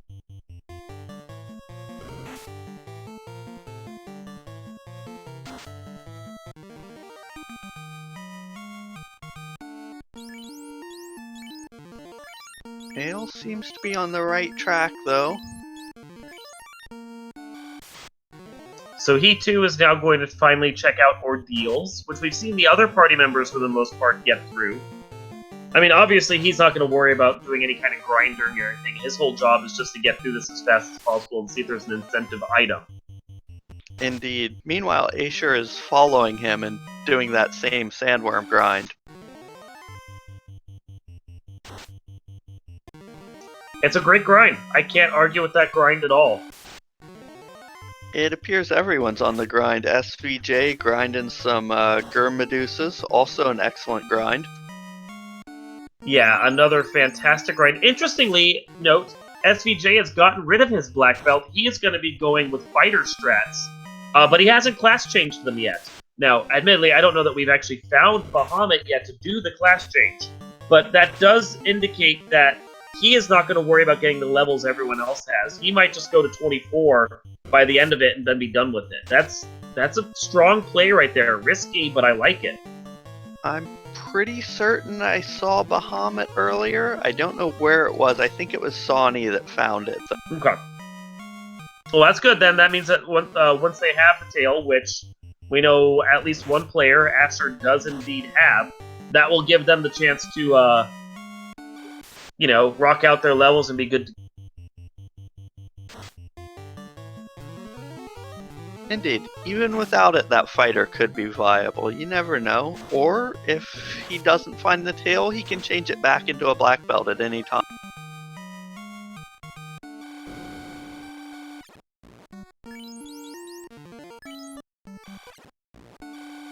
Ale choosing to grind again, also on those Gurmadoos.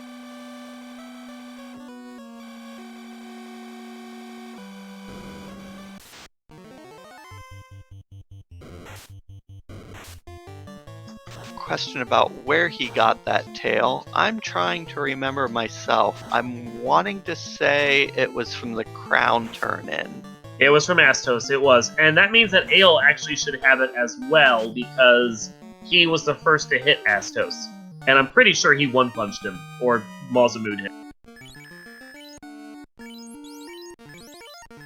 Yeah, that's what I thought. So yeah, I mean, he ground there. I assume he killed Astos while he was there. Yeah. Get the key item in there, get one extra one just in case. I don't remember him resetting out of it. He did the fight, so we'll give him credit for it. I'm sure he has it. And now at this point, that also means that he is above his 15 key items. Anything he's doing now is 150% experience. Not that it matters necessarily to his level 32 black belt, but one more thing he doesn't have to worry about.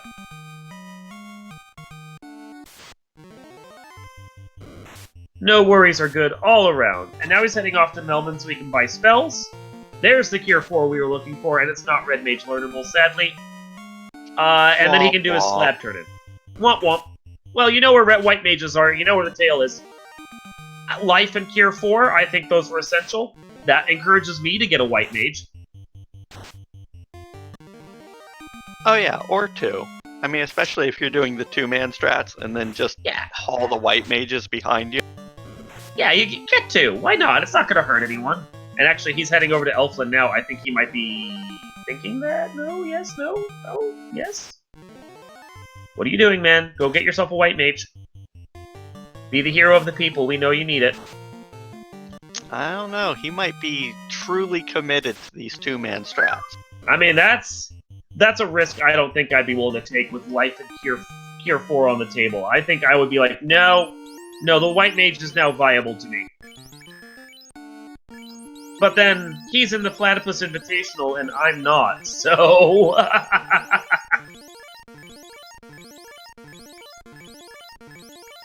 He's clearly hunting for something, though. He has something on his mind. Has he done his cube turn-in yet?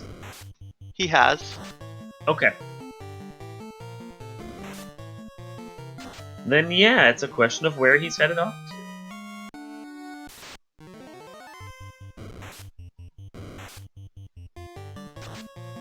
Oh, TNT turn-in? Another ribbon. So. Lovely. We will always be happy to see more ribbons. Yes, never scoff at that ribbon. Even if I am committed to that two-man party, I would take a third ribbon. Doesn't need the Sun Sword, has the Mazamoon. Gonna exit out. That ribbon is worth saving. Pakaruru show up and immediately run away. That's what you want to see from a level 30-something black belt. Everything is good in the world. Asher here, still committed to his grind. Up to 36. I believe he has taken his black belt all the way to 42 to get that next break point. no one wants to go to Onrak and do that rod check. Mm-hmm. I mean, that's where I'm gambling on Lich being right now. I'm gambling on, like, vanilla Lich behind the rock. So Ale hit Lufane at the one Cardia town, Cardia Tiny, I believe, and then turned in the slab, got the bottle, sails one island over to the next island city-state, and now he's hitting Gaia to get the bottle turn in to see what he gets from here. I'm assuming it's the chime, because we're not missing a lot of stuff at this point. Yeah, Rod is about the only thing that he is missing. There's that chime that gives him another place to check. So the only thing he needs left is to get that rod. Right, if this From the chime robot. does not lead to the Lich, then we know it's the rod.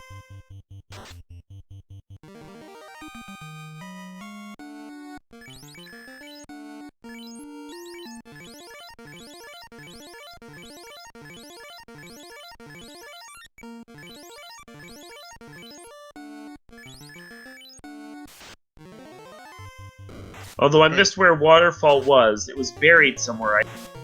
It was buried somewhere. I don't recall exactly where, but I do know it was buried. Floor shuffle. What are you gonna do, man?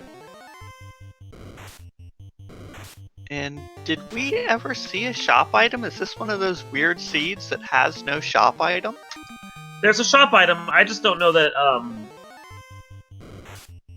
It might have. Yeah, that's weird. It had to have been I know it's seen. possible. I've seen them personally where you don't get a shop item. I mean, that They're would change pretty rare from what I understand. That would change the loose item count if that were to be the case. And so far, nothing has been off. I guess it would change the loose item count. So yeah, maybe that's not the case. Maybe we just missed what it was. I mean, herb at Provoca. That was the vendor item. Okay. There we go.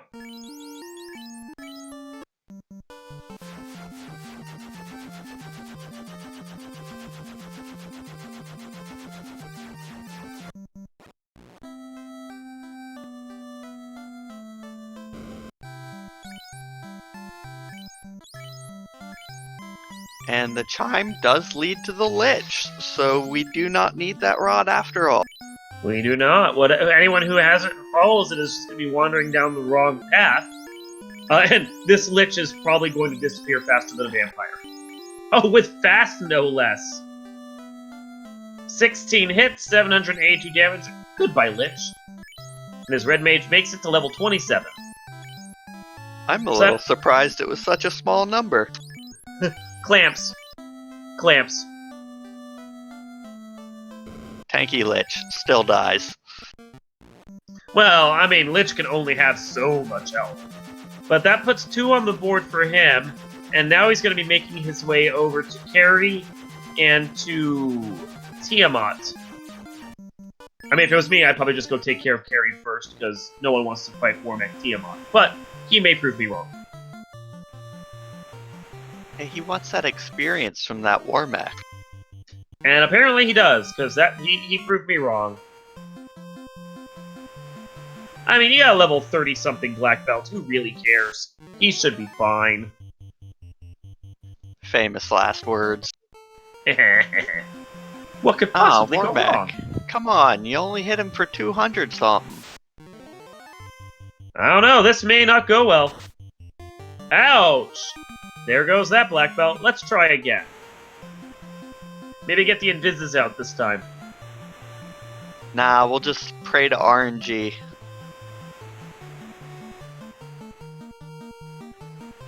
Although it does appear that this is a attack-heavy Warmech. Maybe it does not have any magic or abilities today. You mess with the robot chicken, you get the claws. Which is a scary thought, because that means all his nuclears are out there in the pool somewhere else, maybe. Maybe. I mean, it's a possibility that a boss can have a script, and then just, a whole batch of scripts that they do. And then all they do is actually attack, because the odds have rolled in the favor of them just doing one thing over another. For sure. Like, for all we know, he could attack all the time and be sitting on 3 nukes and a Cure 4. Which is the ideal, I think, in that particular instance. There's the Invis 2 and the Fast Stick. 331 damage. You gotta get those Invises out a little faster than that. Good. Second one rolls a little better. 287. Still not great. Oh, and a critical hit for 280s. No. Oh, whoa, whoa. Woo!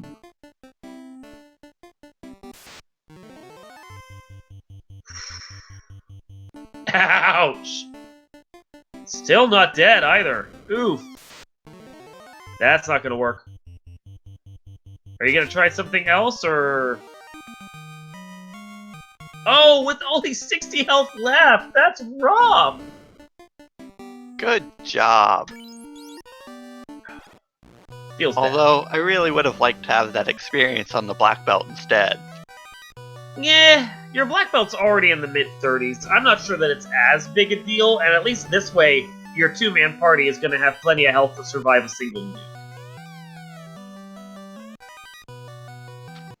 Well, now that we have Warmech out of the way, we can see what Tia's got for us.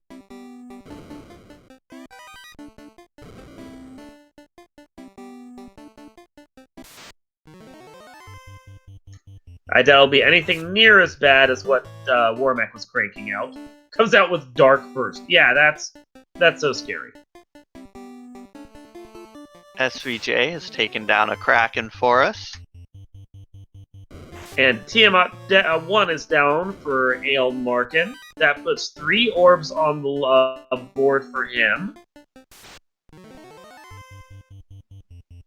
Yeah, finding that canoe has really been a boon for him in the end. I'm still not certain that he really realized he had all the key items initially, but at this point it's not a big deal. He knows he doesn't need anything else, so once he figured out where he had to go, he was good to roll. Yeah, he was still checking chests for a while there, whether it was for items or because he thought he needed a key item, but it worked out for him. Feywinds, this floor that Ale Markin is on right now, this TFC floor as we like to call it in Sea Shrine, this is where the canoe is at. It was all the way over on the left side, buried in one of the chests. Yeah, it's a floor that a lot of us just kind of run past, because the stairs are not near the chests. It's so much faster just being able to go mode through that floor than actually having to deal with it. And Carrie is squished with a single fasted punch. So that's 4 orbs for Ale Markin, and as far as we know, he is the first of our runners, not only featured, but in general, to head over to Topher. Well, he will be. Is he headed to Topher, or is he headed to Level? Interesting, buying... thieves. I guess he only wants to have to deal with bosses? Yeah, I guess he just wants bodies, that's it. He doesn't care what they are, he just wants them, you know, to be able to take a squish. And squish they will be going at that level. And then he decided, I need to go do something else. Maybe I should buy something? Probably gonna buy him a little bit of armor. Maybe it'll save him from a hit or two. Well, right now he's refilling his heal pots.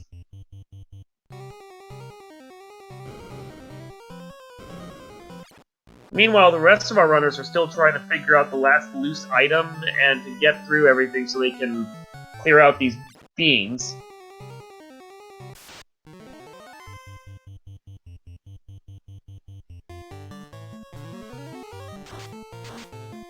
And with that, he's still not buying anything for his thieves that we can see. Looks like Aesir's gonna clear out the bottom of Marsh. Something that we'd like to reset out of, but he's still looking for that loose item. Hope you didn't want to survive, thieves, because you're not gonna survive. Nope, you get to be bodies on the floor. And at 1 hour, 46 minutes, and 5 seconds, Ale Markin is the first of our featured runners to enter the Temple of Beads. We'll see how bad it is today.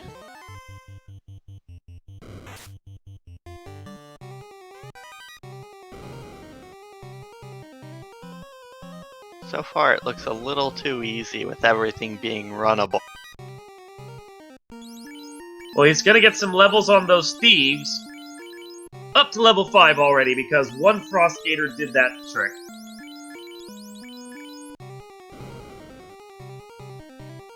And then gets surprise attacked by Frost Giant, Frost Wolfpack, and both the thieves hit the ground.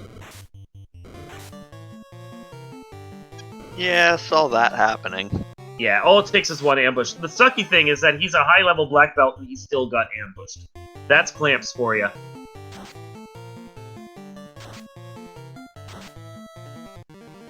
Final Fantasy Special kills a bunch of enemies and then lets you run away. Always happens. Always. Every time. Now, here is the question. Do you, like, how many life charges are you willing to expend on these dead bodies that are cluttering up your space? Because you gotta think most of these fiends are gonna have AoE attacks. If you revive them, they're just gonna fall right back on the ground at the first sign of an AoE. It's a waste of a charge to bring them back, don't you think? I think so, until Kraken. I would definitely bring them up for Kraken. That would be the first time I do them, and after that it would depend on how many charges I have. Crabcake's asking what level Ale Martin is at. I believe his black belt is level 37 right now. Yeah, I think this is a little bit of an exploratory dive. I figured he'd go in, check it out, see if it's hopefully not too bad and clear it. And if he gets kicked out, maybe he'll go left.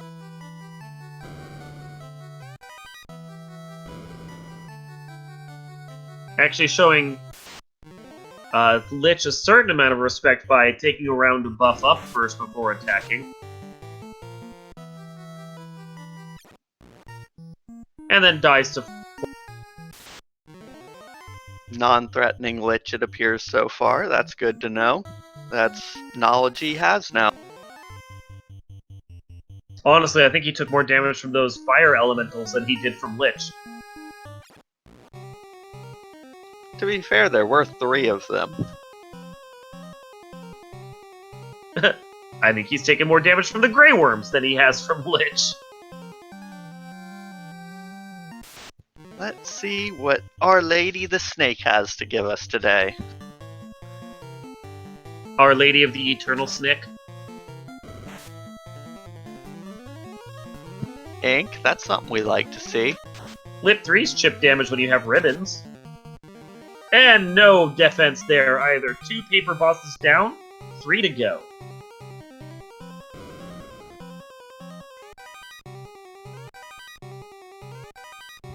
Meanwhile, we're starting a gambling ring in chat over whether or not he makes it and who kills him. I noticed that. And if you're wondering, of our non-featured runners, we have already had 1 forfeit. So I think that leaves like 9 players still in the race. I don't know that I would have bothered healing those thieves. Oh, that's nice to see. First turn Cure 4 before you do any damage. That means that you don't have to worry about Cure 4 and anything else. And the thieves are punching for 5 damage. Go thieves! Yay! Well, he can't have any defense then. Stop. 8 hits for 708. That's not bad. Yeah, this is a pretty kind Kraken so far. I'm pretty happy when I see Kraken do that. And his thieves are up to level 7 now. Hey! And doesn't bother healing them, because why would you? Like, why?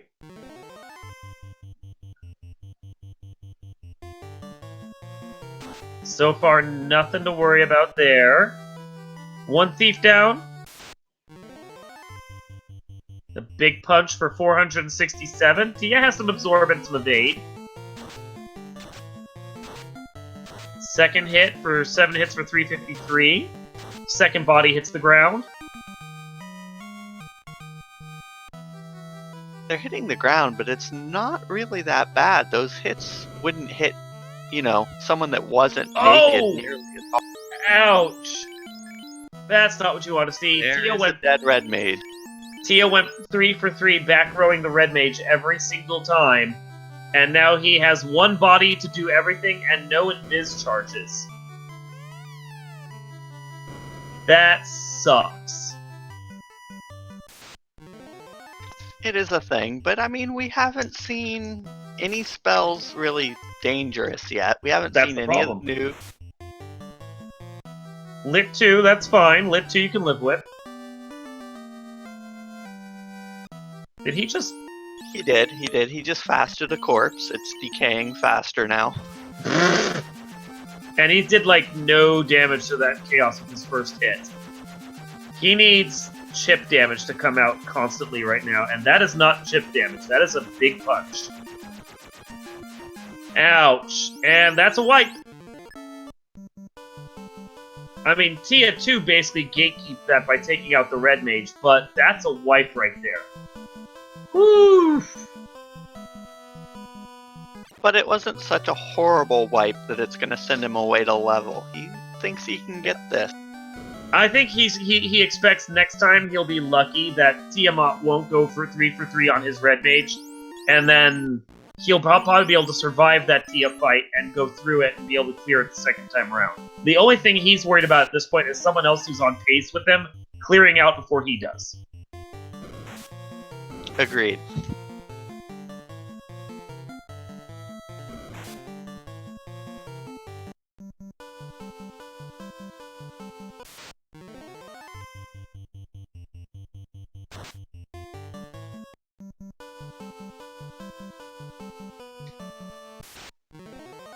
So his thieves are already on the ground the second time around. Meanwhile, Saint Bonchester is up to Warmack, gonna try and get that Tiamat taken care of and get, from the looks of it, his third orb lit. Yeah, it appears he got his invises off and is now just slowly grinding that Warmech into dust. Well, and he's doing this with a fighter and not a black belt, because he went with a fighter mage party. And we're seeing exactly the kind of difference that makes. Although it does manage to take down the robot chick. Yeah, I mean, you've got the defense on you, you've got the strength of that Mazamoon. It might not have the one punch ability of One Punch Man, but it's still a viable strategy, and you don't need the levels that the black belt needs. So you don't have to spend as long grinding. His level 25 Gene right there is doing about as much damage as a black belt does, and probably has the same amount of experience. The only difference is that the black belt has a little more health. I think I'd take that gamble. For now.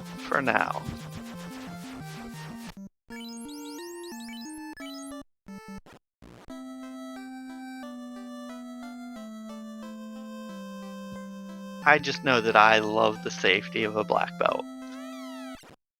I like the safety of a black belt, but I also realize that the amount of time you have to spend grinding on them is not always worth the effort to do it. Because you can just spend like 5-10 minutes grinding a black belt, and then someone with a fighter can get way ahead of you on it. Flip side, you can spend 5 to 10 minutes grinding a black belt before you too, and then everything runs from you, and you don't have to worry about it anymore. So 6 of one, half dozen of the other. Like, if you can get a black belt going and the rest of the seed is slow enough, your black belt will catch up to a fighter any day of the week. So. Or if you make all the right decisions and you're ahead with your black belt, you can just stay that way. Yep. So his thieves have not gotten any levels this time, because they didn't survive the early encounters. So this time... Not that it makes much difference. No. Well, that makes a difference there. Sudden nuclear comes out, and now you have to hope that your red mage can survive.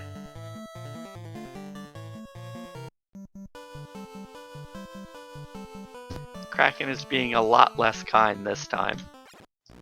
But Kraken is gone. Didn't have a lot of health. That works out well. And again, at least you don't have to worry about that Cure 4 being out there. Yeah, a lot better to get that out of the way now than on something that was tankier like the Chaos. So his weenie squad takes the front of the line again.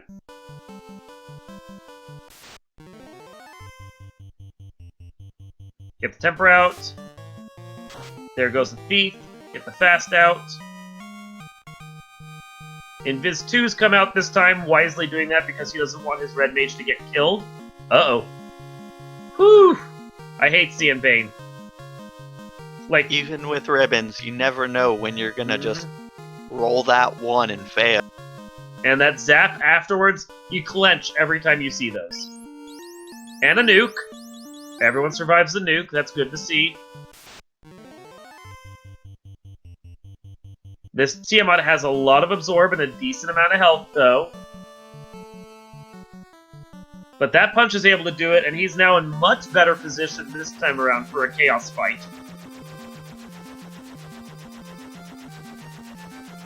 Pending any big flubs, this chaos should probably go down this time, unless he shows off something we did not see. He showed off mostly that he can hit like a tank. So, revive the thieves, get them healthed up, start burning off those Invis 2 charges for as long as you can, and then just keep your black belt alive for everything you've got. Yeah, there goes. He hit hard, but he didn't hit deadly hard. You didn't want to see that. You didn't want to see the two thieves immediately get taken out by AoE, because what you really wanted was for the black belt to survive, was for the thieves to take the hits, so the black belt could survive better. Well, that's a good start, though. Over 900 damage. And this time Chaos is going with his spells instead of doing his attacks. 2,000 damage. Oof, 305 hit. That hurts.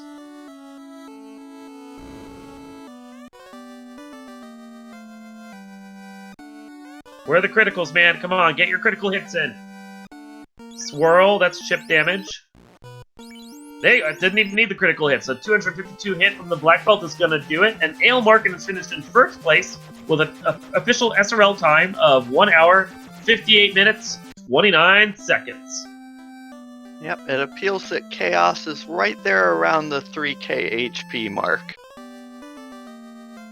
So basically rolled about average for where the stats were at for health. Yeah, should be somewhere around 2,800 to 3k. So yeah, that's fairly tanky Chaos. Ale, GG's. Thank you. That was some kind of seed there. that was indeed a seed. That was kind of brutal at times. Yeah, just all that back and forth at the start. I was just like, I don't know if I'm just looking at this wrong or if I'm just making completely the wrong place here. But like the whole, I think, first hour just felt really off and just like I was making every wrong choice possible. But it seems like it worked out. Yeah, what did you feel about that required triple dip of Canaria Castle? That was. I got the ruby. I died to the peds, and I was like, you know what? It's just Titan. You know, it's not going to go anywhere. I'll come back to it later. And it went somewhere. It went the only required direction it could go. Meanwhile, you found the canoe, which I believe you are still the only one to have found that canoe as far as I know. Really? Yeah. Well, it's on that seafloor, and most people are like, I don't want to bother with this seafloor, so they're all avoiding it. Yeah, after the first, I don't know, handful of dungeon checks and everything, I was kind of convinced progression was going to be loose, so that's when I just started checking things. I mean, it worked out great for me. What was it in Earth? Which was Sky 2. I think I got both the Moss and the Opal bracelet almost like right at the bat. So that Sky 2 was lovely. That basically opened up the possibility of completing the seed, I think. Yeah, because if it wasn't for that early weapon and armor, this could have been a very different seed, I think. It was harsh, especially with, like, 3 of the early enemies you could fight, all having stun touch as well.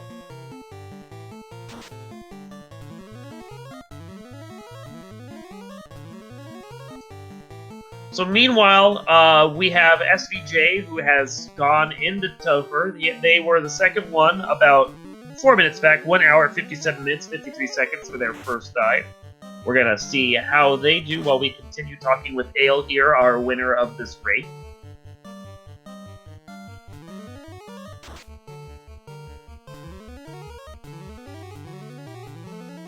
Yeah, it looks like they're doing a bit of grinding here on the earth floor.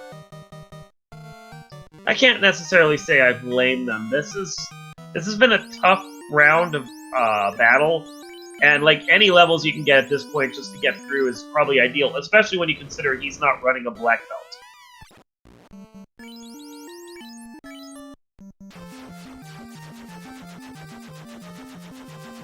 So, Ale, did anything else strike you about this seed that just like seemed particularly delightful?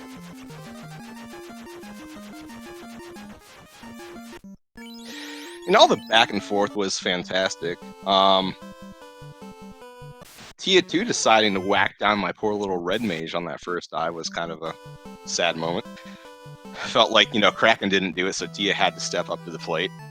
Yeah, 3 in a row, just whack, whack, whack.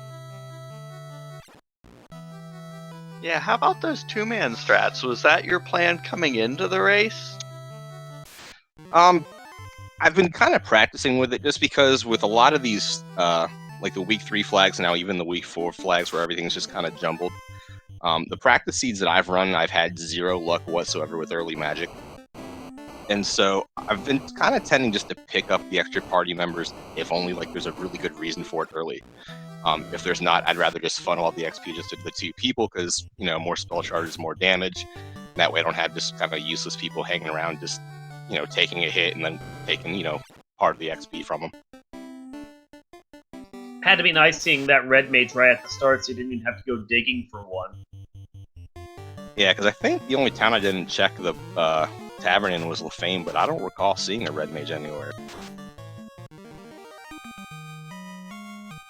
I mean, at a certain point, we stopped paying attention because no one was really like looking for him. But there had to have been at least a second red mage because Saint Von Jester is rocking a 2 red mage party on his side, and so is Asher actually. So they were floating around. Gotcha. That, and because the rules say there has to be. We'll guess. We'll guess.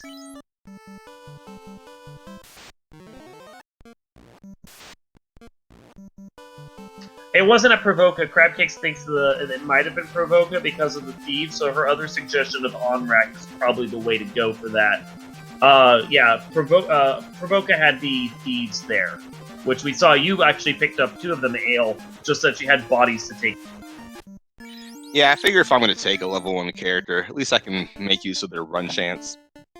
But really, they were just a body to get in front of, like, Kraken and Tiamat and Chaos, but that last dive, I think they just got hit with AoE, so they didn't really, take any big hits for me. They just kind of... Danny, our tracker, yelling at us that we're not reading the notes. Of course we're not. We're chatting. Why would we read notes?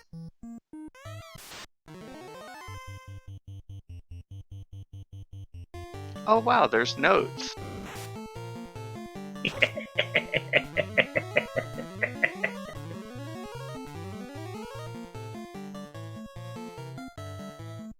Wow, there's 2 pages of notes. They're really good. I should have been looking at those. It's too much text. TLDR.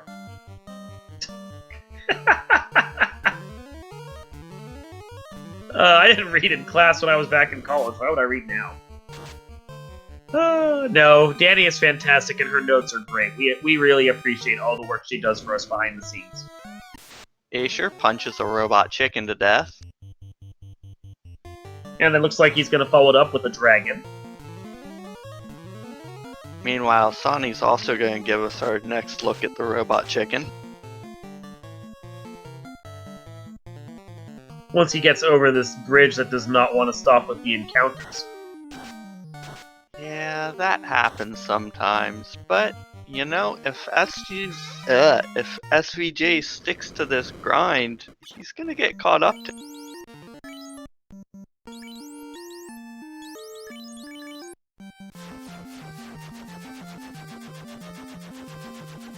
Yeah, I feel like for me, something you definitely have to do in these flags is check those grind piles, because if you find an amazing one, that totally gets rid of all walking grind like SVJ is doing right here. So that's a question for Ale that Thunder asked in chat. Did you realize you had all the loose items as early as you did once you found the Mazda and the canoe? Nope, because just like with last week's practice race, I totally missed that Masa was incentivized, so it didn't even dawn on me that I already had the second. Would that have changed the amount of chests you checked, or would you still have done it just for the walking grind experience? Honestly, I probably would have kept checking, because I'm apparently just missing... Oh, I don't think I ever found Waterfall. I'm like trying to figure out where the heck the rod was. Mm-hmm. It was at Waterfall. Thinking, you have to go past Vampire, but yeah, I don't think I ever went to Waterfall, now that I think about it. Yeah. And we were worried that that was going to be the thing that stopped you from finding Lich. It was basically where you were at the end of it. So 50-50 shot, the chime was going to get you what you needed.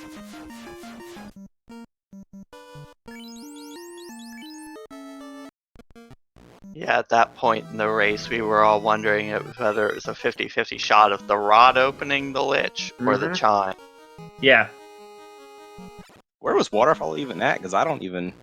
I'm looking at my notes that I was taking, and I'm not even seeing something that would have turned into... How about this? I'll just read Danny's amazing notes. Danny takes the best notes. And now at 2 hours, 7 minutes, 28 seconds, Asher is the third to enter the Temple of Fiends.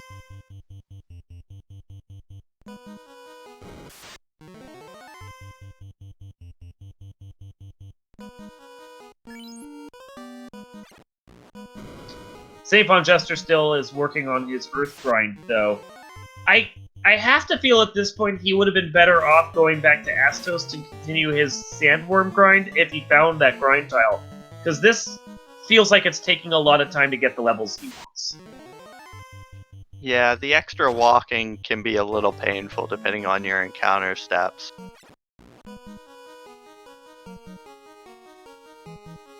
Meanwhile, Asher appears to be diving for it, so yeah, SVJ may have been passed up. Yeah, he's not doing the grind, so I definitely feel like St. Von Jester has slipped to third place. And now it's a question of how long he grinds here in comparison to how long Sonny is here for. Because once Sonny is done with their grind, they only have to take care of Tiamat as well, and they're going to be able to enter Temple of Fiends. I do believe they've taken care of Tiamat unless Robot Chicken turned them away.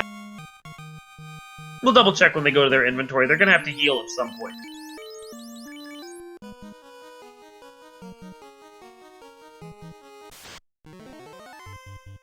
And Asher has some serious levels behind him. He's not going to have a problem with this, I don't think. No, yeah, he did his grind all the way to 42. I watched him do it. He is going to be just fine for this. Fast comes out, Temper comes out, Lich comes out, swing in, miss, doesn't do too much, and then, oh my god! It's a cloud of dust right there. 2,500 damage against Lich. I believe Lich was literally just punched 2,000 years into the future.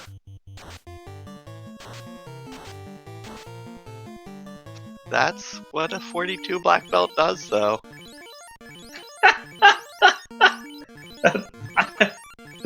That was an amazing amount of damage. If that had been Chaos, that probably would have been a one-shot even still. No. I'm pretty certain Chaos is at point puts him just slightly higher than that. He'd only wish he was dead.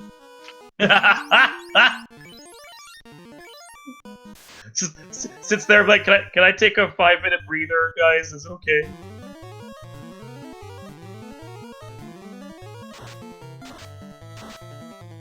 Looks like Sonny has finished with his grind. Okay.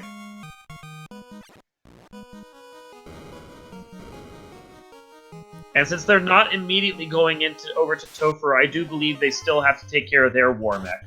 Indeed, it appears they went back to Sky. And I've already missed Carrie disappearing in a cloud of guts and smoke because apparently 2,442 damage to Carrie from One Punch Man continues the streak of death. Yeah, that makes 2 bosses in a row that got dusted by over 2,000 damage. And SVJ is now done with his grind, so he is taking his first official dive into the Temple of Fiends.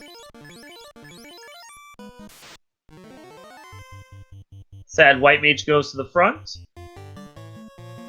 In this 2 punch, fast, temper.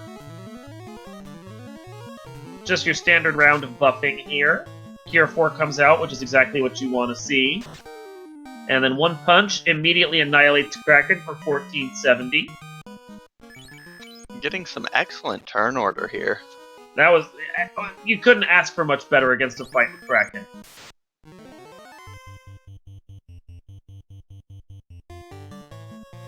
So I'm assuming the same round of buffing. Except... Oh no! Oh no! And has to immediately go back. 2 hours, 12 minutes, and 20 seconds. Asher is taking his second dive in. Pretty sure he didn't have a ribbon on that black belt.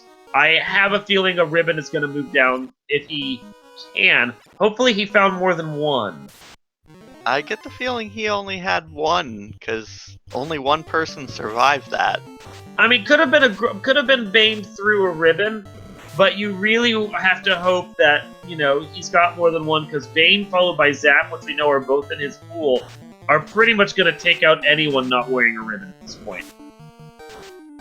True, although I question whether or not he'll get a chance to cast the Zap portion. Maybe. We did see that the Tiamat was at least, high absorb, decent evade. So that puts Saint Von Jester back in the lead here for second place.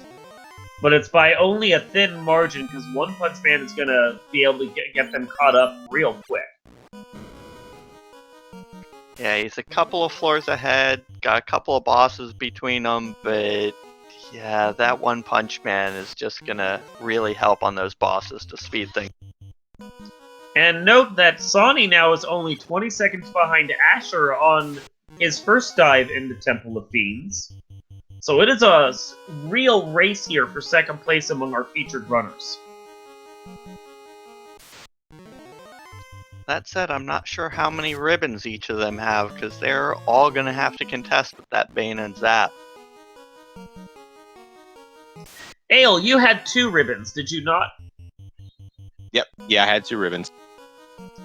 So hopefully they've managed to grab their 2 as well.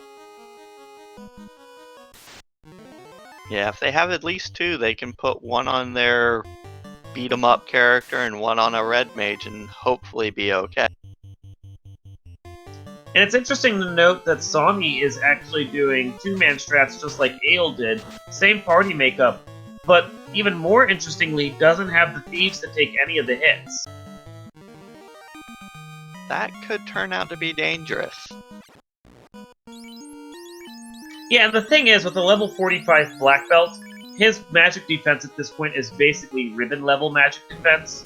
He was, in effect, baned through a ribbon, Crab King points out. And, yeah, I mean, it was unlucky, but that is the risk you take. That is the risk we all take. There's not a whole lot you can do about it other than gamble and try again. Mm-hmm. So Saint Von Jester is now heading up to his Kraken fight, where we know Kraken is basically paper with a cure 4.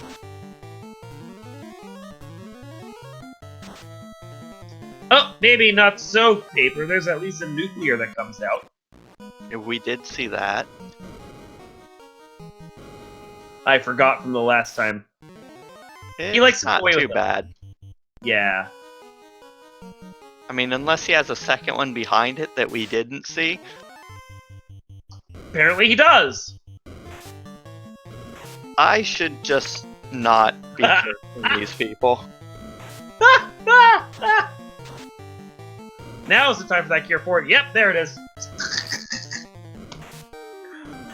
This Kraken is so much more evil this time around.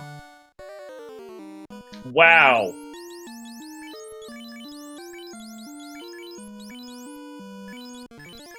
Whew, that is... Oh, and a nuke!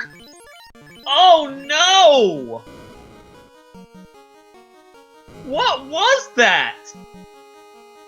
And this is why we like to place our faith in black belt strats.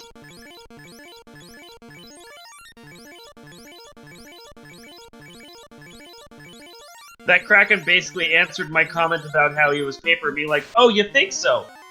Huh? You think so? Let me show you." Well, we're about to see him 2 more times, as Asher and Sonny both enter at the same time.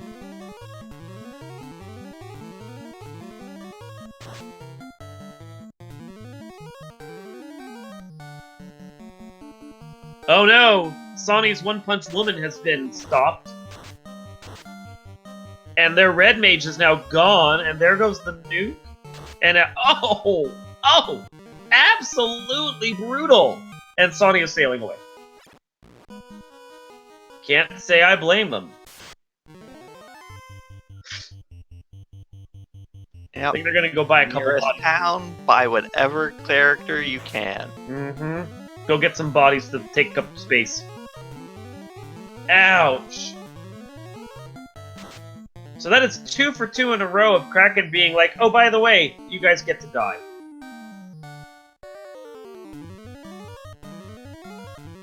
Meanwhile, Asher is up to Tiamat 2, and Saint Von Jester is working on their second die.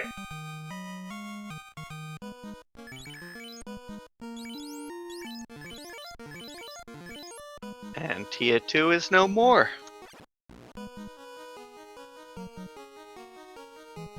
Just some casual 1700 punches. No big Casual. deal. So it doesn't move his black belt all the way to the 3rd slot, so there's less of a chance of them getting an AI loop in case something goes horribly wrong. But that fabulously colored quick chaos there. Gets some buffing, gets 855 damage to the first hit. Chaos comes back, swinging for 147 right to that black belt. That was an unfasted black belt, though, from the looks of it. Lit 2 is chip damage. Get the buffs out. Comes out swinging. 5 hits for 661. Temper. 7 hits for 14, I believe. This should not take much longer. Yeah, he's got to have less than 100 left.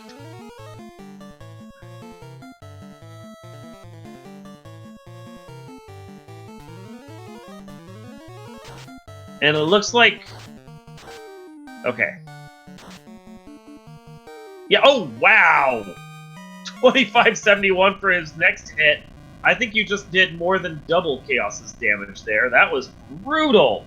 And in second place, at 2 hours, 19 minutes, and 17 seconds, Asher is our second runner in the race and featured, both, to finish the round.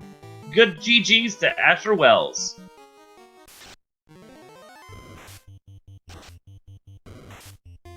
GG indeed. Should be getting them in here in a minute, hopefully.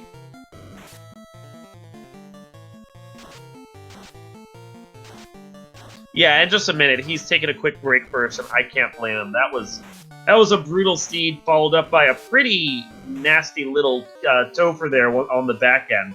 I'd take a break after that, too. Absolutely.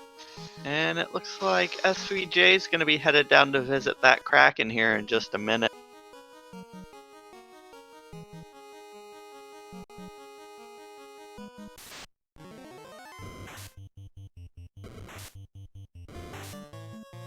Will SVJ Kraken be kinder this time? We know he has the potential for it, but it is the question of if he can get enough damage out for that to happen. Because without a One Punch Man, you really have to layer on the buffs here to make this Kraken viable. Right, do you spend the first few turns buffing until you see that Cure 4 now that you know it's there? Well, but in the case of SVJ, the first 2 things he saw were nuclear and nuclear. Yeah, double nuclear before he even got to the Cure 4. Like, that's a case of, is it even worth it? Yeah, but I just don't know that that knight's gonna manage to kill him before it.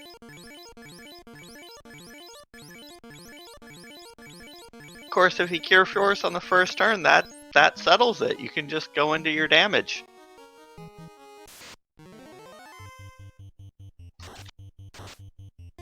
Five hits for 74 damage. We might need to start worrying. Well, there's that nuclear taking out that one weak red mage.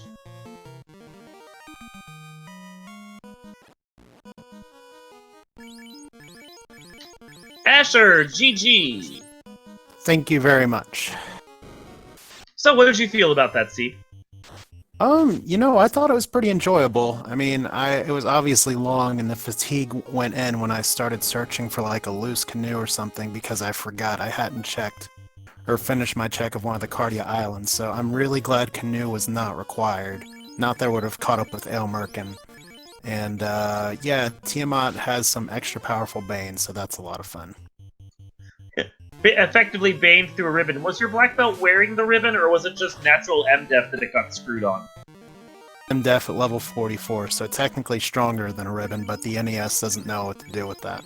That is entirely true. Again, as we were saying throughout this, Tyrannus and I, this game isn't exactly programmed the best.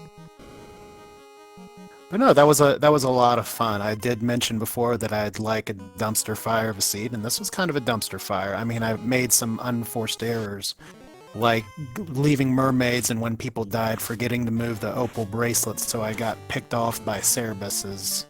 That was a little embarrassing, but accessible warp made things a little doable, and exit eventually was pretty good. But I enjoyed the routing of having to triple sail around the world to get the floater. That was a that was a fun path. Plus, I was very happy to have a wormhole seed that actually led to something. Wormhole is, at least the term I use, when you have to do a floor entrance shuffle, and the ruby takes you to somewhere you actually have to go, which in this case was Temple of Fiends, so that was nice and convenient. It was interesting. That was part of what forced that triple dip of Canaria was the fact that the princess was lurking there behind the Titan.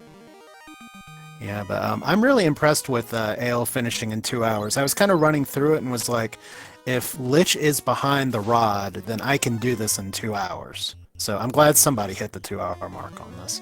Because these flags honestly feel like if the spells land correctly, can be done in about 2 hours, but I'm not too surprised given the Topher wipe that it took me 220.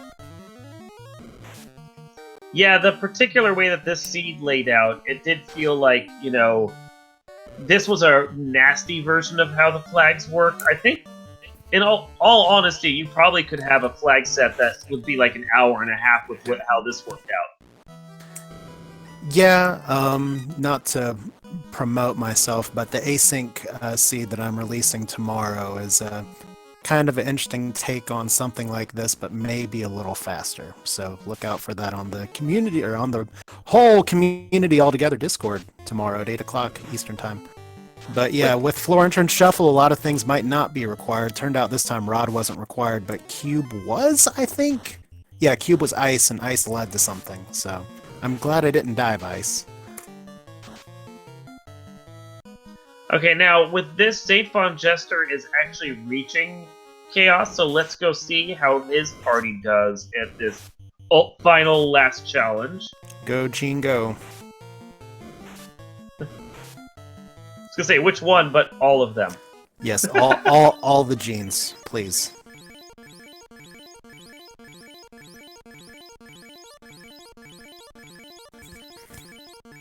Getting his final last little bits of organization taken care of. Make sure he has everything set up the way he needs to.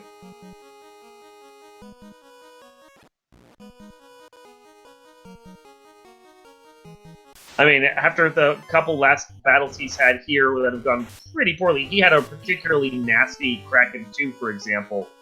I can see him taking a couple extra moments just to get this set up. So we got Lock 2, Invis 2, Fast, and a Fight. The Lock 2 is not going to come out because Lit 2 was the first thing to happen.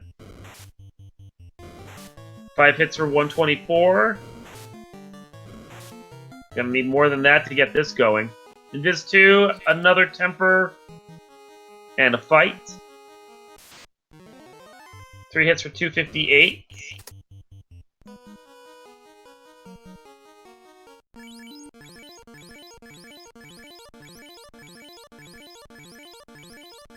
chip damage from Chaos leads to another Invis 2.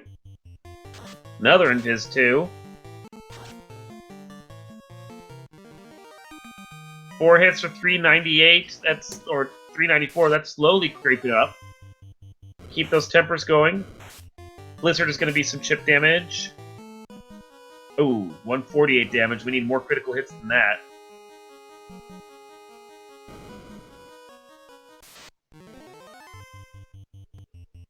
Going with the extra strats. Interesting.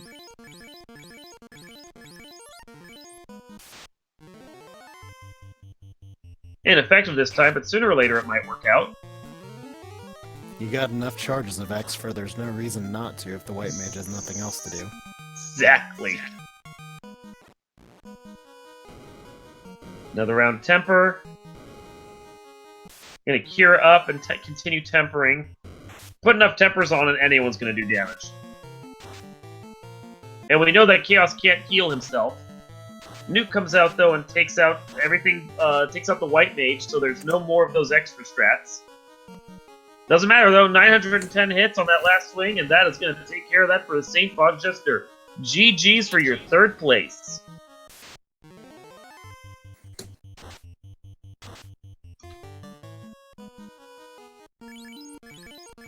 And with that, we're looking at one more runner trying to finish this out. Sony Wrath is about to take on their Kraken 2.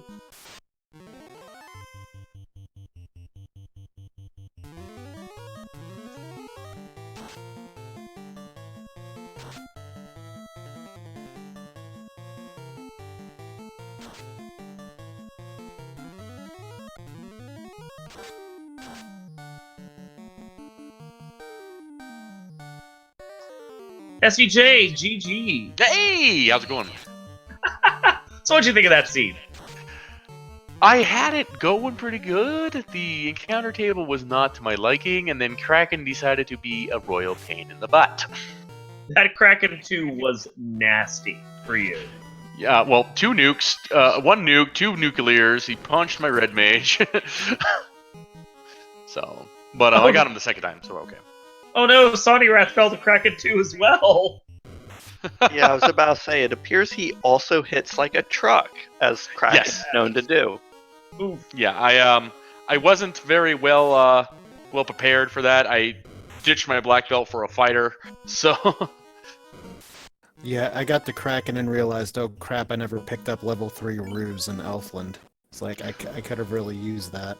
I needed my light spells, and I had a white mage and a red mage. I should have picked up another red mage, but I decided not to, and yeah, I could have nuked him down and been happy with my life. He also has Cure 4, which sucks.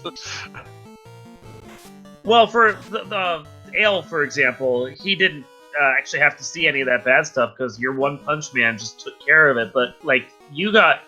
Like, nuclear, Cure 4, nuke. I couldn't find a good trap. I was looking for trap tiles, and I found the green Medusas. I found the Sarias. I found the Fire Giants and Agamas, but I didn't find the eyes or anything like that. Just things that are easy to grind for a black belt. So I'm curious, what did Ale grind on? And SVJ, I grinded on the sandworms in Northwest, just for safety. I ground in on Earth Floor and Topher. Oh, yeah. Yeah, Ale actually did the same thing. He also did the sandworms. I don't know how much sandworms were worth, so I was like, okay. Yeah, they're enough when the Sentry Guard fight next to them hits way too hard. It's one of those XP per second calculations, especially for those of you who are watching that maybe aren't as familiar with the game. If you put a low-level character in the top slot, then that keeps the sandworms from running away. And I had 2 level 7 corpses that I could just throw up there and let my black belt fight. I understand. Yeah, the sandworms came out to 4,000 experience per pop before the experience bonus of 150%. So if you did what Ale did, they were 4,000 to 8,000 per fight, and if you did after the experience, it's going to be 6,000 to 12,000. Yeah, I definitely didn't have the XP bonus. Yeah, I mean, I found everything I needed. Like, I just found, like, oh, look, Opal Shield. Oh, look, Aegis Shield. Oh, look, Dragon Armor. Oh, look, Masa, Vorpal, Excalibur. Well, The gear was there for a fighter scene. it worked out. I'm okay with it. Like I said, it's what I was actually looking for was a loose item. Oh, I found the loose canoe that was not required. Where was That it? was in the TFC room in the southwest chest. And I only found it because I didn't mark on my tracker that I failed to check one of the Cardia Islands that led to the chime. Yeah, the I orphaned those 2 chests in the first floor of She Shrine. I call them the El Markin chests because they either screw me or they help me, one of the two. There's no in between. And so I orphaned them, and there was a canoe in there apparently. So Oh! Sonirath just lost their red mage to another Kraken Honda hit. Oh, And there's the nuke. Kraken is at least down, but he's down to 1 party member and no life spells. everyone else was kittens, you know. Tiamat was a whatever. You know, if I would have had the Vorpal, he would have died in like 3 shots. But you know, I decided to go Masta because, you know, apparently I like wet noodles. But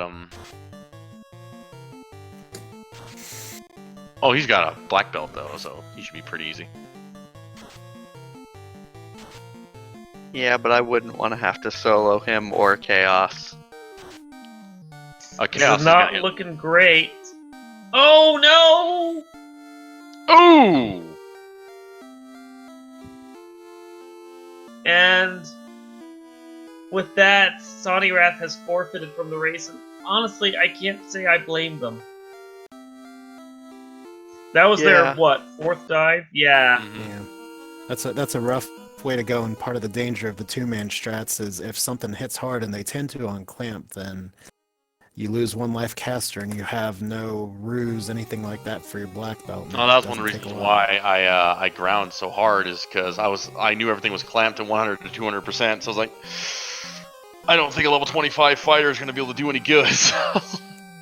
Yeah, usually on 200% clamp I'll go with the fighter, but I had a black belt early and I just got tired of checking taverns. Maybe that's not the right way to play, just like whatever, I'll go black belt. No, I think granted the black belt's a good idea. I didn't, like I said, the sandworms I wasn't expecting to be actually so good, so we'll note that for the future. Yeah, sandworms are probably the lower end of what I'll grind, but they're definitely good grind. Well, especially when they were they were pretty weak. Yeah, I think it was 225-ish health for them, so like even a weak black belt hit, or in the case of, I think I was watching Ale do it, he was using the Ice 3 staff that you guys found, and that was taking out the packs too, so. Yeah, Ice 3 sword would have been really nice if I had survived walking it out. I'm just really glad I went back for that cube. I was like, I don't need the cube. I need the cube. Let's go get it. And it worked out because there was a crystal who had the floater. I was like, yes. Speaking of items, where was Waterfall at? Because I never found it. Waterfall was on the C-split? Yeah, western side of the C-split. Yeah, oh yeah, western side of the C-split, because I found the rod there. And I didn't need it because I didn't go back for Vampire, so because I couldn't find the canoe. Gotcha. Rod led to garbage. I believe you. Oh my gosh. Sonny, GG's, that was rough. No, that was not good. No, that Kraken was no fun, dude. No fun at all. I didn't even get to Chaos. I didn't get past Tiamat 2. Well, that Kraken was not messing around, man. 2 nuclears, Cure 4, fast, and it hit like a truck. So And nuke. So starting off with Cure 4 was really nice because that allowed me to buff my black belt. And I ran 2-man strats because why not? And 2-man strats really were not great for this Topher. I should have hired something as a meat shield, but no. I threw my red mage into the back row because my red mage was my life caster. Of course, Kraken, being Kraken, always knows. Every time. Yep. My life caster goes down on my last attempt. I at least make it through Kraken, get to Tia, hope for a crit loop. I get 2 spells, 3 melee attacks. That's it. And that was my 3rd, 4th. I lost count of how many dives. And 2.5 hours, yeah, no, I'm done. Hey, I've been there. I feel that pain right there.